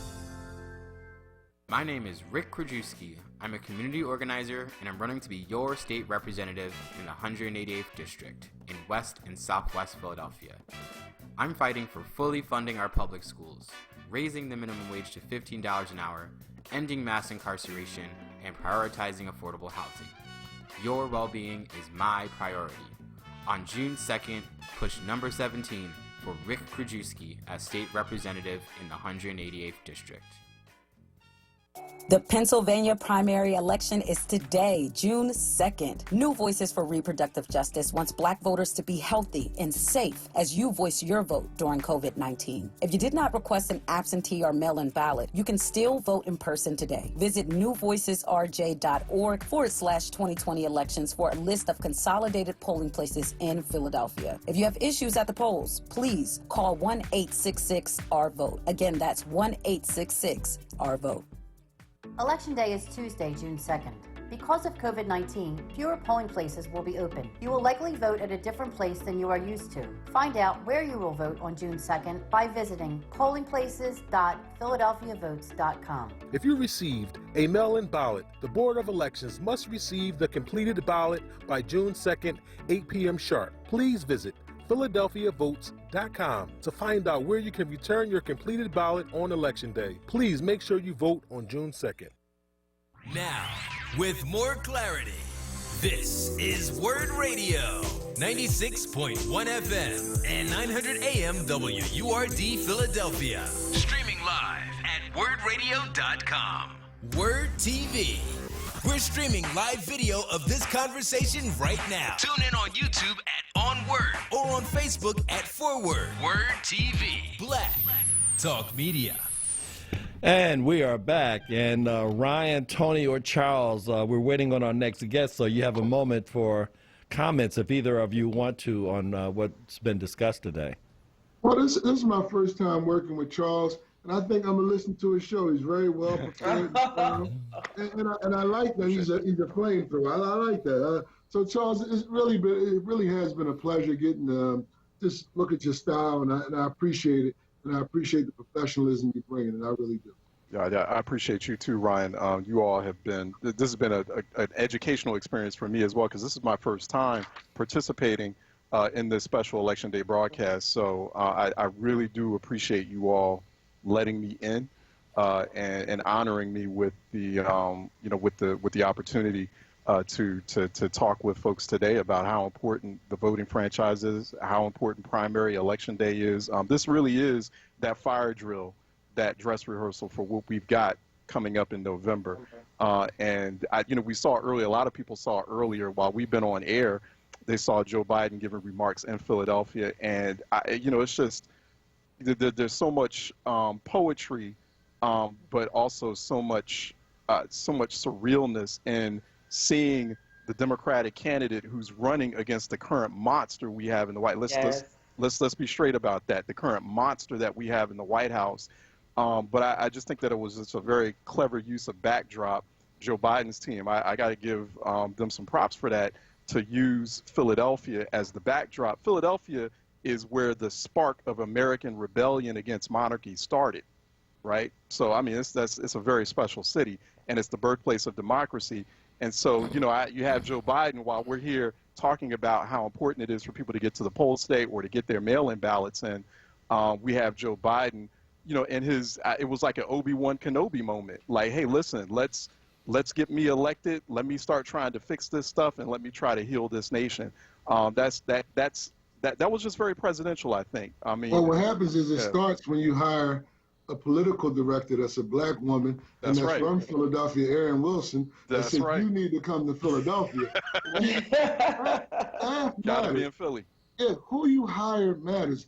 And I always say that the way you practice is the way you play. So when you tell me that you're going to be diverse, but your campaign staff isn't diverse, I know you're not telling the truth. Because the people that get you in office is going to populate your office, your administration. I know that. So I was very proud when he tapped Aaron Wilson early, and now he's tapping some other talent throughout Pennsylvania. I'm not at liberty to speak about it, but we're going to be very proud of the team that he puts on the ground in Philadelphia, in Pennsylvania. And listen, we haven't made an endorsement yet, but I'm telling you, he's making all the right moves. Yeah, there was an analysis that was done by a Howard University business professor, and we had him on about a couple of months ago, and he was looking at missed votes, untapped black votes in key battleground states. Pennsylvania was one of them in his analysis in the New York Times. And, there were about 400,000 black votes that were missed in Pennsylvania in 2016. That as part of that analysis that he did. So we've got a lot of work ahead of us, but Joe Biden is going to have to be that hill that we're all standing on. We've got to feel really comfortable in a moment like this. This is a really dangerous burning car on a cliff moment that we're in, that the nation is in. And I know that there's a little hesitancy out there among a lot of young people, and some people's like, and they're talking about a lesser of two evils. No, this is not a lesser of two evils choice in this. This is good versus evil. But Charles, we have to understand. We have to understand that the young people and their feelings, eventually they're going to get there. But they feel like, listen, even when Obama got in, let's face it, the healthcare agenda, the LGBTQ agenda, and the Latino agenda trumped the African American agenda. So they just want to scare Joe Biden and say, look, don't take us for granted. We want our agenda to be front and center. If it wasn't for us in South Carolina being your beachhead, you wouldn't be the nominee. You wouldn't be in this position. So now reward us for rewarding you. And I think that is a principled position, not to just give up something of value for nothing. As a union negotiator, I never give up anything of value unless I'm getting something of value back. So I too, listen, I've been on Aaron Wilson, and sometimes she don't call me. She's my friend. I'm like, where is the black agenda? I need a black agenda, not, well, I'm the president of everybody. Because when the LGBTQ community came in, they didn't say it was in America for everybody. They said we want marriage equality. These are the things that we want, and it only affected them. The Latinos said, look, we want the Dreamers Act, we want immigration reform, and it was front and center, and we want DACA. This is what we want. So now we want equal funding for public schools throughout the country. No more of this new age Jim Crow that is silent, where you have one district getting $24,000 a year and the other district getting $14,000, and you have a $10,000 gulf year over year over year, which accumulates to you get great education, I get poor education, your schools are better, therefore your housing values are up, so my wealth is better than your wealth because of our schools. So education is very important, is a cornerstone to wealth creation. because the biggest asset most Americans have is their house. And if you have a good school where you live, your housing values are higher than poor schools. So I think I want to say real quick though. I want to make a point with Sharif Street when he talked about the young people getting involved. It's really important that we know we make a space for them. And although they may have tattoos on their face, those are the people that we have to get to put into those spaces at times. They might not look like we looked when we were younger because they don't have the same struggle. So we got to get those tattoo faces or people who aren't that confident to get them in these spaces, to get to these young people that's not going to listen to people in the suit that's as articulate as we want them to be. You understand? That's important. I do. Now, Ryan. I love that point. But we have your husband on. Right. And you know we got to get him in because I know how impatient that he can be. And he must have something great to say. Sam Staton Jr., how are you, Sam? How's everybody doing? I know you listening like I got to call in. I got to call in because you kind of hit the nail on the head when you talk about the young people, because we was at that meeting last night, Ryan, and I stayed there to the end. And I know you got frustrated and you broke out of there, but I stayed to the end of the meeting, and these young people are really, really, really, really confused. When I say confused, I mean to the state of, you could tell a lot of them was in no part of the struggle with their families, like their mothers and fathers that show them struggle and what we had to do and the sacrifice that we had to make to get where we are. Their idea is they want it now. And they don't think the sacrifices should be a part of that at all. And that's where a lot of confusion comes in. And they think rallying, they're thinking they're doing this thing they're doing, tearing the city up, to bring attention. Yes, bring the wrong kind of attention, and eventually we're going to get around to discuss their needs. But they have to understand that everything we gain, sacrifices, and even lives were taken for where we are today. And today with them is like, give me, I'm entitled. They have that bad attitude that they're entitled without sacrifice. And I think we have to get in the room, even when all this over, and let them know that, yes, we understand you're the people of the future. We understand all that. But at the same time, your sacrifice, your commitment, most of y'all are not even voting because you got attitude, but that's where it counts at. When you vote, that's what matters. That's what you get what you want when you vote. So, I say to them because I wanted to really hear them, and not one of them said anything about substance.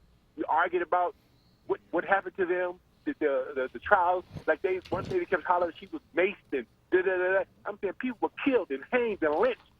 And you sit there talking about you living to talk about it. People didn't even live to talk about it. So for us, we have to get into their head to understand and slow them down. Say, oh, slow down. You want to move too fast.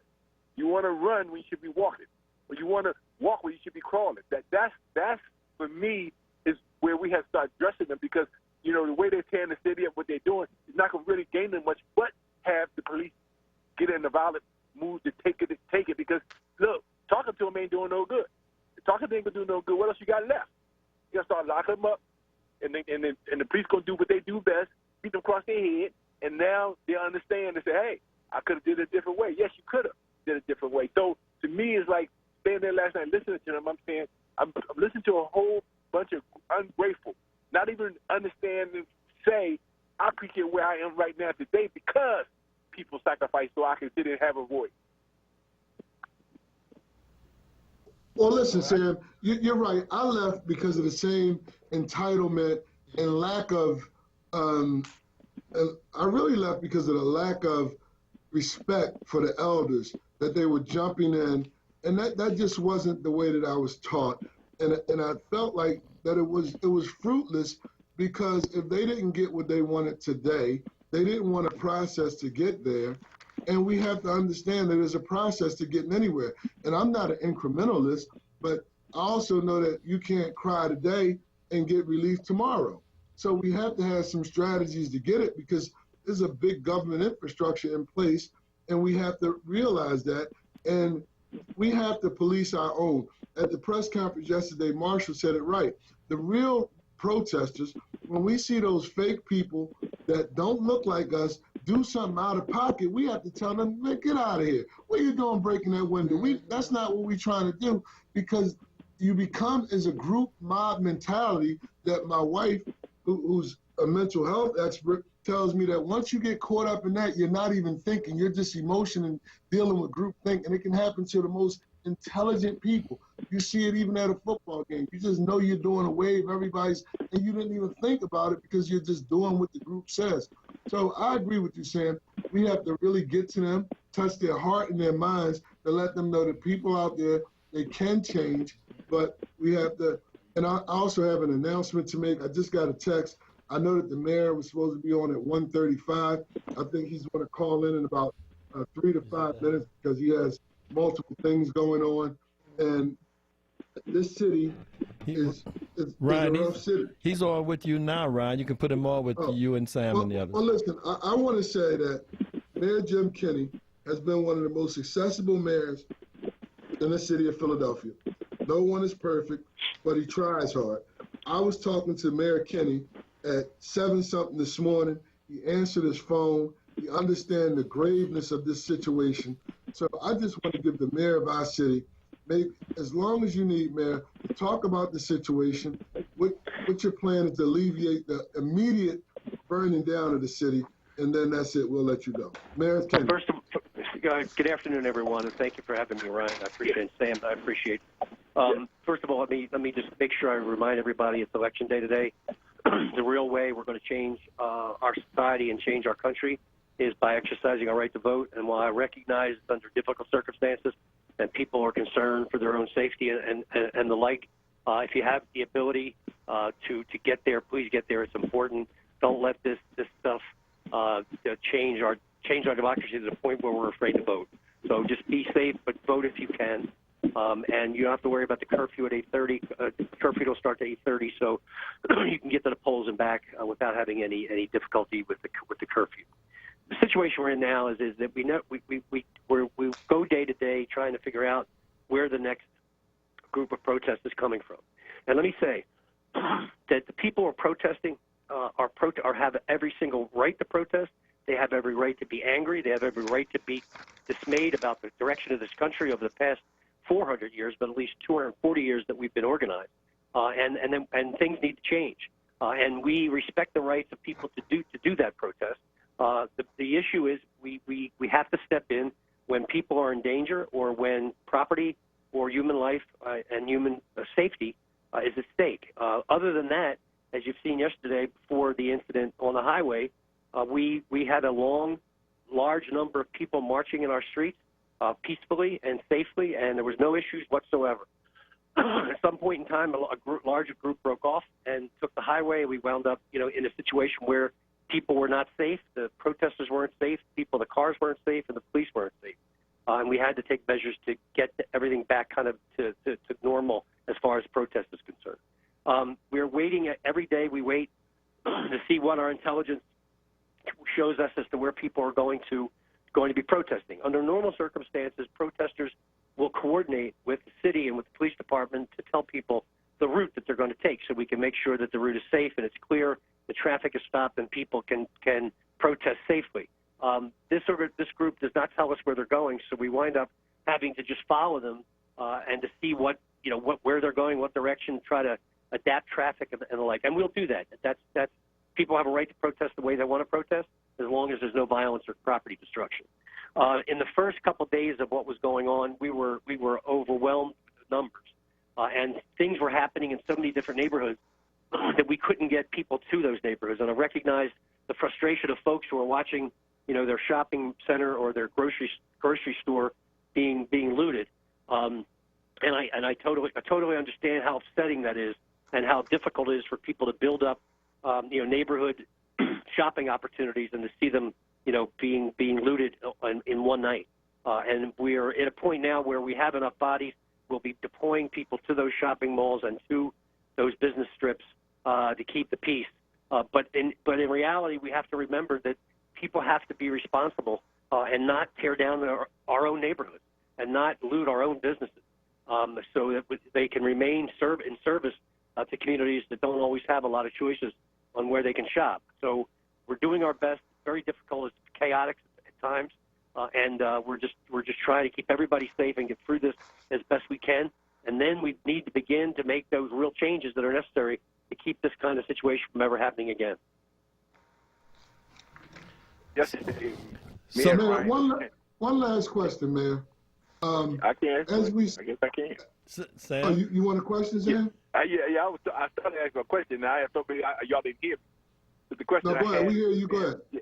Okay. The question I had from the mayor, we attended a young folks meeting last night, me and Ryan, and one of the questions that really came to heart, because one of the females there said she was attacked by the police and maced and da-da-da. And she mentioned the fact about the advisory board, that it was like, it does really exist, that there's no action there on this police advisory board that the city's supposed to have. And at the time, I couldn't reply, I couldn't answer because I didn't know. So that is something that's been out there. I didn't understand the what boys? No, the police advisory board. What's the status of the police advisory board now? It's still in existence, and yeah, I mean it's working. It's working as it has. I mean, there's nothing changed on it as far as I know. Well, that's their complaint was that there's nothing happened on it. That there's nobody overseeing. There's no. And again, the public itself, I don't recall that the public get reports on things that happen through the police or somebody filing something.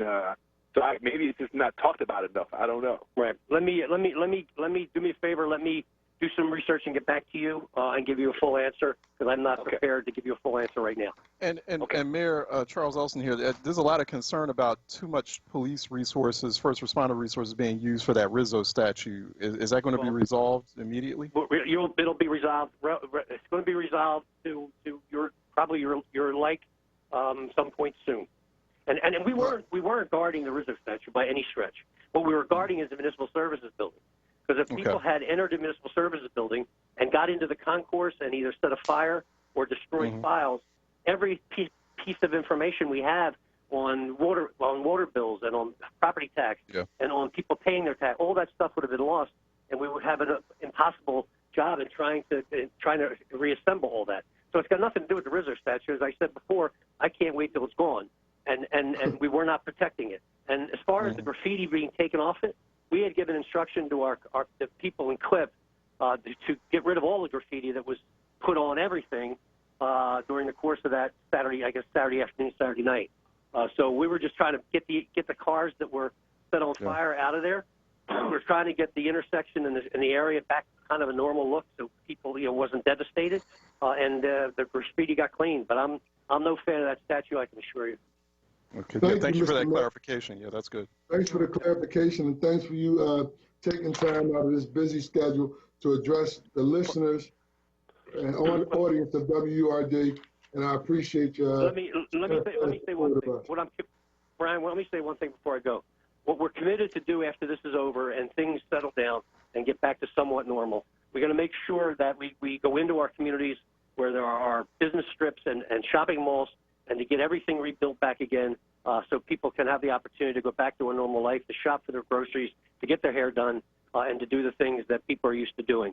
And as we hopefully move closer to getting out of this pandemic and people's health is not at risk, hopefully by this time next year we'll all be in a happier place. Thank you, Mr. Mayor. Thank you. Sam, are you still there? Yeah, I'm still here. Yeah. Okay, go ahead. Were you going to finish your point? No, I'm good. I'm good to hang up. One of the interesting things about that police advisory is that it doesn't have any real teeth, does it? No, it doesn't. It seems like that. I'm going to talk to the mayor to see if we can be involved in any way to help him, whatever it is, because it seems like it's not talked about enough. I think if people get some regular reports about things that's happening, it can calm them down. Like the public do know that it is something going on, opposed to being more of a secret, because she don't say nothing about it. I forgot all about it at the meeting, like there was one. So that can't be where you have a police advisory board and it's that quiet where you're not having no incident, because if there's an incident and it appears that you hide them, then it looks bad in the public, in the eye of the public. So, I think it got to be talked about a little bit more sometimes. And, well, the problem is the structure of it is advisory only. We got to talk to city council to put something in the legislation to give us some teeth. I'm sorry, Charles, but that's all I want to say. I was just about to follow up on that, because we had Hans Minos, who's the executive director of the Police Advisory Commission, on this morning, actually, before we came on this broadcast, and I was asking him about that and saying, will they get to a point where, they could get, for example, subpoena powers, able to, subpoena police, because you're starting to see the creation of citizen review boards, like in St. Louis, for example, in the wake of Ferguson. They have subpoena powers. So, and those officers have to comply with those subpoenas and other sorts of regulatory mechanisms or tools, and it just does not have that. He couldn't, he still doesn't even really. We really don't know. There's actually a meeting Thursday, 6 p.m. by Zoom for the Police Advisory Commission. People don't even know. The word hasn't even got out about that until we broke that pretty much here on Reality Check on WURD about a few hours ago. Did you tell them how to get in on it? What on the Zoom? Yeah. He's holding, Hans Minos is holding the Zoom meeting, the PAC meeting, right? Like, so, I mean, right now, you go to phila.gov/PAC, there's no information about that. And I'm like, well, you got to put information up on social media, you got to put up on the website. It's almost as if it's non-existent. And so he did say, we got to play a much more aggressive role and be a lot more visible. So that's not for the public, it's just for the commission. No, this is for the public. He was actually encouraging the public to tap into that Zoom call, but I suspect, right, they're trying to limit the number of people going into that call in that meeting because they haven't really put the word out. A lot of people don't know, But it is Thursday. It's Thursday at 6 p.m. And he's promising that they'll put information out now. That I have not yet received that flyer that he promised me on air, but they're going to have to step up. Hopefully you'll get it by Thursday. We're going to have to take another break, and Ryan and Tony and Charles, we'll be back in a moment. Stay tuned. You're listening to a special primary election day special that is being sponsored by Labor's District Council PAC Fund. Stay tuned. We'll be back in a minute. Charles, you have another live read? No? Oh, next time? Oh, you're muted. We'll be back in a moment. Stay tuned. If you want to start your morning with mindfulness, motivation, and inspiration, tune in to Daybreak with me, Helana, here on WURD Radio, Monday through Friday from 6 to 7 a.m. I'm a health and wellness coach with over 15 years experience helping people to transform their lives. On the show, we talk health and wellness 360, from getting your mind right to getting your money right. So let's rise and shine together right here on WURDradio.com, 96.1 FM, 900 on your AM dial on Daybreak every morning. The game is about to start. Get your face out your phone. Just a minute. I'm completing the 2020 census. Why do you care? Listen, the census will impact how and where public funds will flow in our communities each year. If we're counted, we'll get better funding for our schools, even affordable housing. Wow. Well, I'm going to complete the census now. All right, then. Let's take a shot. Complete the census online, by phone, or by mail. Shape your future. Start here at 2020census.gov. Paid for by U.S. Census Bureau. Want the latest in Word swag? Check out the shop tab on wordradio.com. Hoodies, tees, and more in a variety of colors. The shop tab on wordradio.com. Show the world that you're all about black. Talk Media. 1 in 23 will be diagnosed with colorectal cancer in their lifetime, yet more than 60% of deaths from colorectal cancer could be avoided with preventative screening. A colonoscopy can save your life. Skip the pre-visit and schedule your screening directly at einstein.edu/colon. Colon cancer is preventable. Learn more at einstein.edu/colon.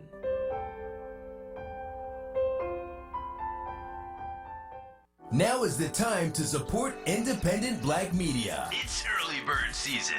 And that means it's time for the Forward Early Bird Showdown. Start or renew your membership between now and June 5th and receive our special early bird rate of just $75. But also, in the spirit of friendly competition, we're having our Early Bird Showdown. When you start or renew your Forward membership, enter the code for your favorite WURD show. The show with the most entries will get special swag added to the Word store. Maybe it's a Wake Up with Word t-shirt, or a Source hat, or a Happy Hour mug, or a Reality Check notebook, or a Tonight on Word backpack. Whoa, whoa, whoa. Let's not get ahead of ourselves. Relax. All right, I'll bring it down. Anyway, you have the power to decide. Listen to your favorite show daily for the show codes, and be sure to enter the code at checkout. Remember, your support is what keeps WURD going. For more information or to start or renew your membership, visit WURDradio.com/FORWURD or call us at 215-425-7875. Word TV. We're streaming live video of this conversation right now. Tune in on YouTube at On Word or on Facebook at Forward. Word TV. Black Talk Media. And we're back. And Ryan, you've got your next, well, not your next guest. We lost one of them, but you have Danielle Patterson. Danielle Patterson, another prominent lawyer out of Villanova Law School that could be living anywhere, could have took the corporate money, but decided to live in West Philly. Now she wants to represent the members of the 190th district. Danielle Patterson, tell us your passion for West Philadelphia and why you're running for this seat when you have a thriving law practice. Good afternoon, everybody. Thanks for having me so much. It's a busy campaign day, and it's very, very exciting out here. Well, for me, West Philadelphia, I grew up in a life of service.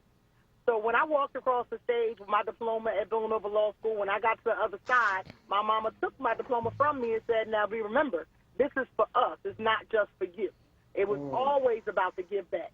That's what I've always been about. And so I've been out here fighting one case at a time to help to make the lives in my community better, and just really realize that with all of the other things that we have going on, I need to expand my scope. I got to help more people. And the best way to do that is to get into elective office and be able to actually bring the resources back to the community directly, make some better laws so that we're not impacted so negatively. So I'm not fighting one case at a time, fighting for about those same laws. It's about systemic change from the bottom and the top. That's what it's about for me. So Danielle, have you been out on the street? How are the polls looking? Are they sparse? Are they lines? Or because I know they contracted the number of polling locations. Have you been able to get any of that data? So I've been, so I have 11 in the 190th, and I've been to 6 of them already. So, and actually, there's been a steady flow of traffic at all of them. But what I can't tell you is whether or not the numbers are up or down, just because they're so condensed. There's so many people voting, so many divisions voting at one place. I haven't gotten the data on the specific divisions to know whether or not the divisions are up and down.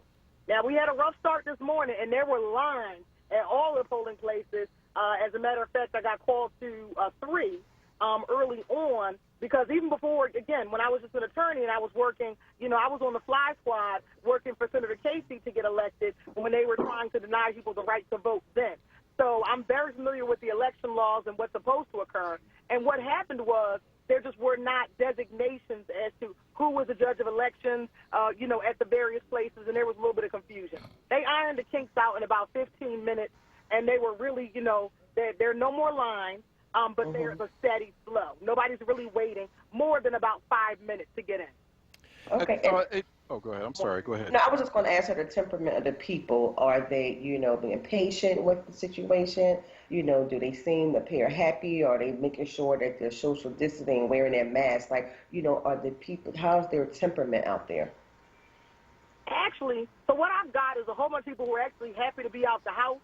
Okay. Number 2, so I do. They just, these ladies didn't come dressed up to the polls, okay? They match they outfit with their mask. They ready, okay? Okay. Well, that's what you want to hear. That's important. Yeah, they're in good spirit. And the second thing is, a lot of them feel very empowered. I've seen a lot of our youth out. That 18 to 25-year-olds, I've seen quite a few of them out. I've got quite a few who volunteered on the campaign this week because of everything that happened. They were really excited about some of the things I were doing, but they weren't moved to act. And when they saw what was happening in the community, they said, you know what, I have to actually make real effective change. So I've got, the 18 to 25-year-olds, I've got those out at the polls working with and for me to get elected. So that's very, very exciting. And there's this feeling of togetherness. The folks who are standing in line, very jovial. Nobody, there's no arguments about it. Everybody understands the social distancing. They've been given a mask, those folks who don't have them, at the door before they come in, offering hand sanitizer. It's really, really been good. Great. It's a really pleasant experience. I am very proud of our community. Daniel, how you doing? This is Charles Ellison, WRD. How do you reassure constituents, voters in that district when they've been dealing with back-to-back corruption scandals? Obviously, it's been a lot going on over the past few years it's confused and frustrated and angered a lot of people. So what's that conversation like that you're having with people? Well, I've been having that conversation since I got started, and it was one of the things that actually initially motivated me to run. Because before, I just supported under other candidates. You know, I was quite happy in my law practice and, you know, assisting the candidates, so, you know, whoever my rep was or my council person or whatever, to get their job done. I'm, you know, very fine with playing the bat. But I felt like my community needed me at this particular time. It just happened that when everything happened with the last rep, I was in the process of getting sworn into the New York bar. So I was actually in the middle of, you know, I don't know if you guys know, when you're when you're going from one bar to another, they do a full background investigation on you. So you have to turn over, and it's not turn over your financials. You go get fingerprinted, and they do a full financial background on you, a full investigation on you, who your associates are, who you associate with. They know where your property is, whether or not you got back taxes. So I had just come through a full investigation. Not I turned some stuff over and said this is what it was. The FBI had done a background check, and the New York Board of Law Examiners had done a background check. So I felt like I was in a great position to be able to show some real stability in our neighborhood. So I felt like that was kind of a unique thing for me. So we weren't going to have this same these charges going on with me. And I think that has really instilled confidence in people, knowing that I'm an attorney, that I've been practicing for 20 years, that I've been licensed for 20 years, and that I have to keep undergoing these investigations. So, that are, they're not criminal investigations, but, constantly, I've had my backyard looked at. And I'm comfortable with it. I'm comfortable with being open, accessible, and available. And I think more so than anything else, people feel as though I'm accessible because I've never left my neighborhood. I live down the street from where my parents live, So that idea where you can just knock on my door and that I am accessible and accountable makes the community feel good about it. Well, I love your enthusiasm. I'll tell you that much. Thank you, Danielle. Keep on knocking on some doors. Yes. You're going to, every vote, I always call Representative Carolyn Committer Landslide Carolyn. Just remember, she won by like 7 votes. So every vote counts. Thank you, and be out there. Thank you so much for having me, and y'all have a great election day. Okay. So, Ryan, Tony, and Charles. Charles ought to like this next candidate. The flamethrower probably will be easy on this next candidate because this is his good friend's sister. I like the next. I love the next candidate. Her name is I want to hear him. Yeah, I want to hear him go at her. And Linda Miller daughter. That's Billy. That's Bill and Linda Miller daughter, Darisha Parker, formerly Darisha Miller. Darisha, how are you?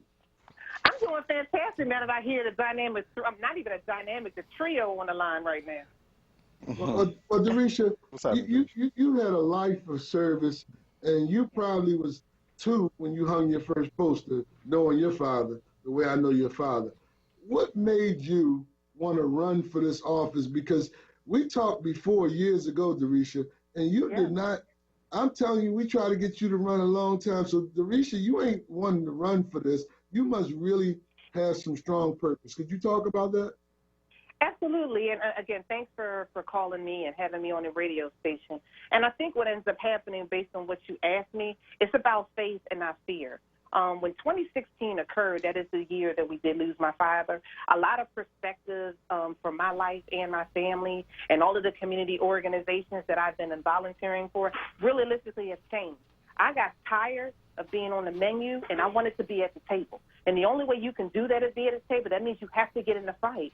So that means I had to come out of my comfort zone and really get uncomfortable and begin to be a candidate. And that really means I had to roll up my sleeves, work for State Representative Rosita Youngblood's office as a staffer, apply all of my skills as far as communications, public relations, coalition building, and bring all of that into the office. Have an individual underneath pretty much let me know that I am ready to serve. I'm not running to be a leader. I'm depending on the 198 district constituents, that's 63,000 people, to be they're going to be the leader and giving me the direction of what needs to be done to change this district. And that's why I'm committed to win. Darisha, how you doing? This is Charles. It's always good talking with you. What's that? All right, how you doing? What's that platform? What's that agenda look like for you if you're headed to Harrisburg? I'm glad that you asked me that. One of the things, as I stated to you, I'm definitely going to restore the confidence in our elected officials through transparency and open communication. That's when I started my conversation with you. I talked about my coalition building. I'm definitely going to be fighting for the resources to improve Philadelphia schools for our children and teachers. And by saying fighting for resources, by me being a coalition builder, I already have a relationship in the city government. I already have a relationship in the state government. I have a relationship in the federal government. But so you have to be a person that speaks to all of those people and that can already get it done, that can bring those resources, actually secure it at a time like this. I'm also looking at partnering with community members to create an innovative strategy to reduce gun violence. I don't have all the answers as it relates to this gun violence, but I need to be partnering with individuals that I've been meeting with over the years in district office to find out, now that we've done the meetings, how can we make sure the rubber meets the road and get it done? We can no longer keep meeting to meet. We have to get this done. And the last thing, as far as an advocate for clean air and water, and I will fight against any company that comes into the 198th district. What is absolutely deplorable in my mind, and definitely for me, is what happened in the Nicetown neighborhood of 19140. It has the highest level, and I'm saying the highest level of asthma against African-American children. I'm personally upset about that because I have asthma. So I'd be darned if I'm going to let any company come into this district and treat the African-American citizens. They surely wouldn't do it in East Falls. They wouldn't do it in Mount Airy. They wouldn't do it in Society Hill. They wouldn't do it in Rittenhouse, and they surely wouldn't do it in Chestnut Hill. And they're not going to do it again on my watch. I have a question. How you doing, Darnita? This is Tony State, and you talked about the improving Philadelphia schools. And if elected, what is the first thing that you see that in the schools that our kids need, that there's lack of, to assist them and help them? Well, the main fact that I'm listening to your last name, and I'm talking to Ryan, and I have the support of the unions. One of the things that we talked about in my platform is repurposing these buildings. If you look at the 198th district, we have so many factories in the 198th district. With the partnership and the support with the unions, we need to repurpose those buildings so we can have apprenticeship programs, training programs, and change the poverty level for the middle class so they can learn a skill set. And the way we can do that is they need to have an option. And I want that to actually happen in our district. So we should partner and have those type of union and career fairs in the district, and then have another section that they can actually learn how to get these trades done. It needs to happen in the district that has one of the highest poverty rates, so we can change the program by doing this together. Darisha, you sound well schooled. Who is your campaign manager? Well, he's actually cracking a whip. My brother. That's what I thought. Listen, I'm gonna take a moment of personal privilege to say, Billy Miller is one of the best campaign managers. Listen, Billy Miller helped my brother get elected. He was with us every time, and Billy is a dear friend. And Darisha, go back and knock on those doors. And make sure you go by the Happy Hour twice, because Billy says that that's the #1 polling location up there. But listen, good luck today. We have your back. Thank you, Darisha. I just need to encourage everyone, because I know there's a lot of myths out there, okay? We as the African-American community, we do not need to let anything deter us to know what today means. So yes, we are not going to chant to say that somebody did die for your right to vote. Absolutely. But what I'm looking at what's happening on with these lootings, and I'm looking at the fact that the streets are restless. They don't need us to be infighting amongst each other, elected or not. They need to understand that we are going to sort through this exchange and bring a solution to let them know that it's a better way of life. Thank you, Darisha. Thank you, Darisha. Good luck to you. I appreciate everybody, and thank you for your support and prayer. And our regards to your mom. I will. Thank you. Okay, we're going to take another break before we close out. And this time, Charles, you can do the live read. Yeah, and you can use check as the code. Real quick, too, we were getting some news or some sources telling us that the polling place at 63rd and Elmwood had ran out of ballots, and they've got hundreds of people in line. We got hundreds of people in line. So just an indication of how things are going during primary day today. But also, don't forget, line up. Speaking of big lines, line up for your Forward membership to renew or start a brand new Forward membership today. We have the early bird discount special that's going on right now. It's taking place this week, so a very special week, obviously in history, and Word, WRD, is a part of that. It brings all that information, that intelligence you need, all to you. Also, we do impactful programming and broadcasts here on WURD every day. Use the discount code CHECK, C-H-E-C-K. Use the discount code CHECK, and you can support regular impactful programming on WURD, like Reality Check, for example, and also like broadcasts like this as well here on the home of Black Talk Media. It's a gem. There's nothing like it in the nation. So sign up for your Forward membership at forward.wordradio.com. And Ryan, I wonder if Omar Sabir heard the announcement about that place running out of ballots. Well, I don't know if he heard it. It's me, Cody, but I'm going to text him just to make sure. I'm going to text him. So thank you so much for that, Charles Ellis. I appreciate it. All right, thank you. We'll be right back. Weather and traffic to keep you informed for your drive home in the happy hour with Sincerely Sarita, Monday through Thursday, 4 till 7 p.m. right here on Word Radio 96.1 FM and 900 AM WURD. Pico has many ways to help you lower your energy usage and save money at home. Here's one. Have an old working fridge or freezer in your garage or basement? Pico will pick it up, dispose of it responsibly, and give you a $75 rebate. That's right, $75. Plus, you could save as much as $150 a year on your energy bill by getting rid of it. Just schedule your pickup at pico.com/recycling or call 1-888-5-PICO-SAVE today. Be sure your fridge or freezer is plugged in and working at time of pickup. The Pennsylvania primary election is today, June 2nd. New Voices for Reproductive Justice wants Black voters to be healthy and safe as you voice your vote during COVID-19. If you did not request an absentee or mail-in ballot, you can still vote in person today. Visit newvoicesrj.org/2020 elections for a list of consolidated polling places in Philadelphia. If you have issues at the polls, please call 1-866-RVOTE. Again, that's 1-866-RVOTE. Election Day is Tuesday, June 2nd. Because of COVID-19, fewer polling places will be open. You will likely vote at a different place than you are used to. Find out where you will vote on June 2nd by visiting pollingplaces.philadelphiavotes.com. If you received a mail-in ballot, the Board of Elections must receive the completed ballot by June 2nd, 8 p.m. sharp. Please visit philadelphiavotes.com to find out where you can return your completed ballot on Election Day. Please make sure you vote on June 2nd. Word TV. We're streaming live video of this conversation right now. Tune in on YouTube at On Word or on Facebook at Forward. Word TV. Black Talk Media. And we're back. Ryan, Tony, and Charles. This 3 hours went by pretty quick. So it really did. It really did. I was telling Tony we're gonna take breaks, and man, it was going fast. And this is when you have conversation that is really going someplace and is meaningful. The dialogue goes quick. And I want to take a moment to thank the city commissioners who, given the COVID, given these riots, they've done a yeoman's job of getting everything in place.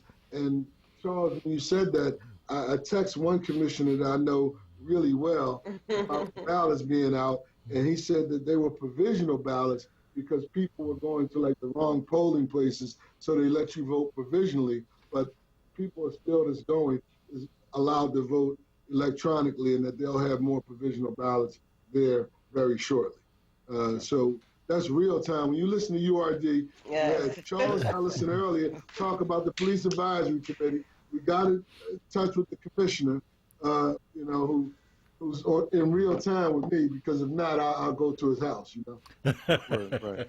Another thing too about the Police Advisory Commission, someone was texting me and reminding us that when the mayor ran the first time back in 2015, he had promised a fully funded independent advisory board. So, it's the jury's still out on whether he kept that promise. I'm not so sure about that, but I'm sure it's revived that discussion we've had here today about that PAC about that police advisory commission. I'm sure people are starting to talk about it in City Hall and looking at revisiting it.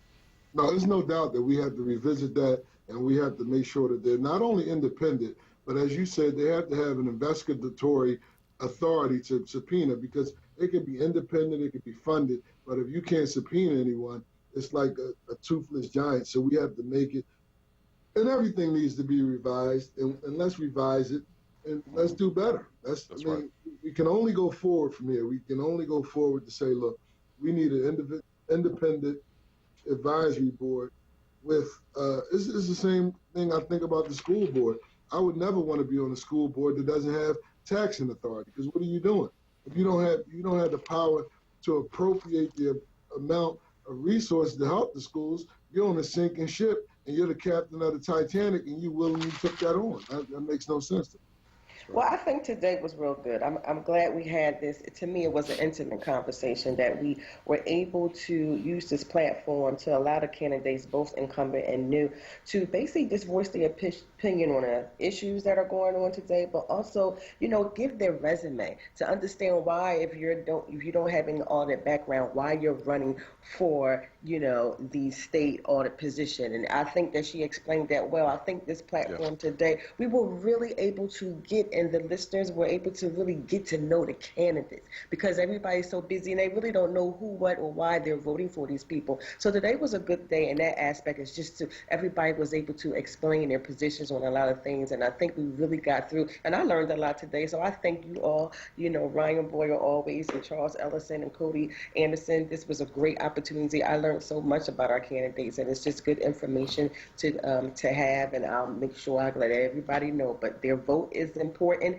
and voting counts. And also, gentlemen, before we go, that it didn't really put a damper on today. With everything that was going on this week, people are still adamant and making sure they get their vote out there. They're showing up. I think it made us even stronger as a community, when the young lady said that the young people are really getting involved. So I think, in a sense, in a crazy way, this really brought us closer together. Well, I agree, Tony, and I thank you for your comments. And I'll let you tell who your guest will be for Friday after Charles, because Charles is on tomorrow. And just curious as to who your guest will be tomorrow morning, Charles. You know what? The jury's still out on that too. So still putting that all together. Yeah. So they may have listened to you today and decided they don't want to come in. But definitely we're going to unpack what the primaries have looked like, not just in Pennsylvania, but there have been primaries in 9 states today, including places like the District of Columbia, Washington, D.C., Maryland, places where there are large black populations, and also places where there's been a lot of this unrest that's been going on, and obviously places that have been hit hard by the pandemic as well. So we're definitely going to be unpacking that throughout tomorrow. And Ryan, I'll say this to you. We won't have election results, since the mail-in ballots have been extended for 7 days. Yeah, what you will have is, if there's a race that the mail-in ballots are less than the margin of victory, you could call those races.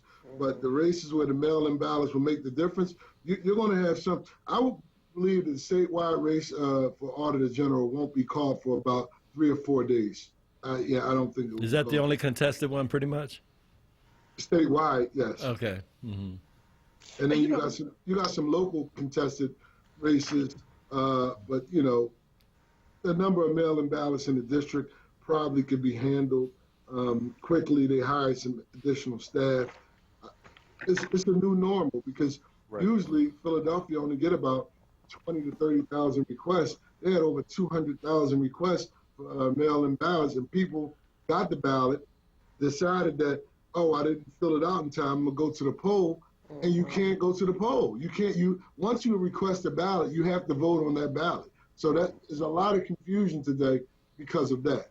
But now they're letting them do provisional. That's where the issue is. They're letting them vote provisionally. Yes, that's what the issue is right there.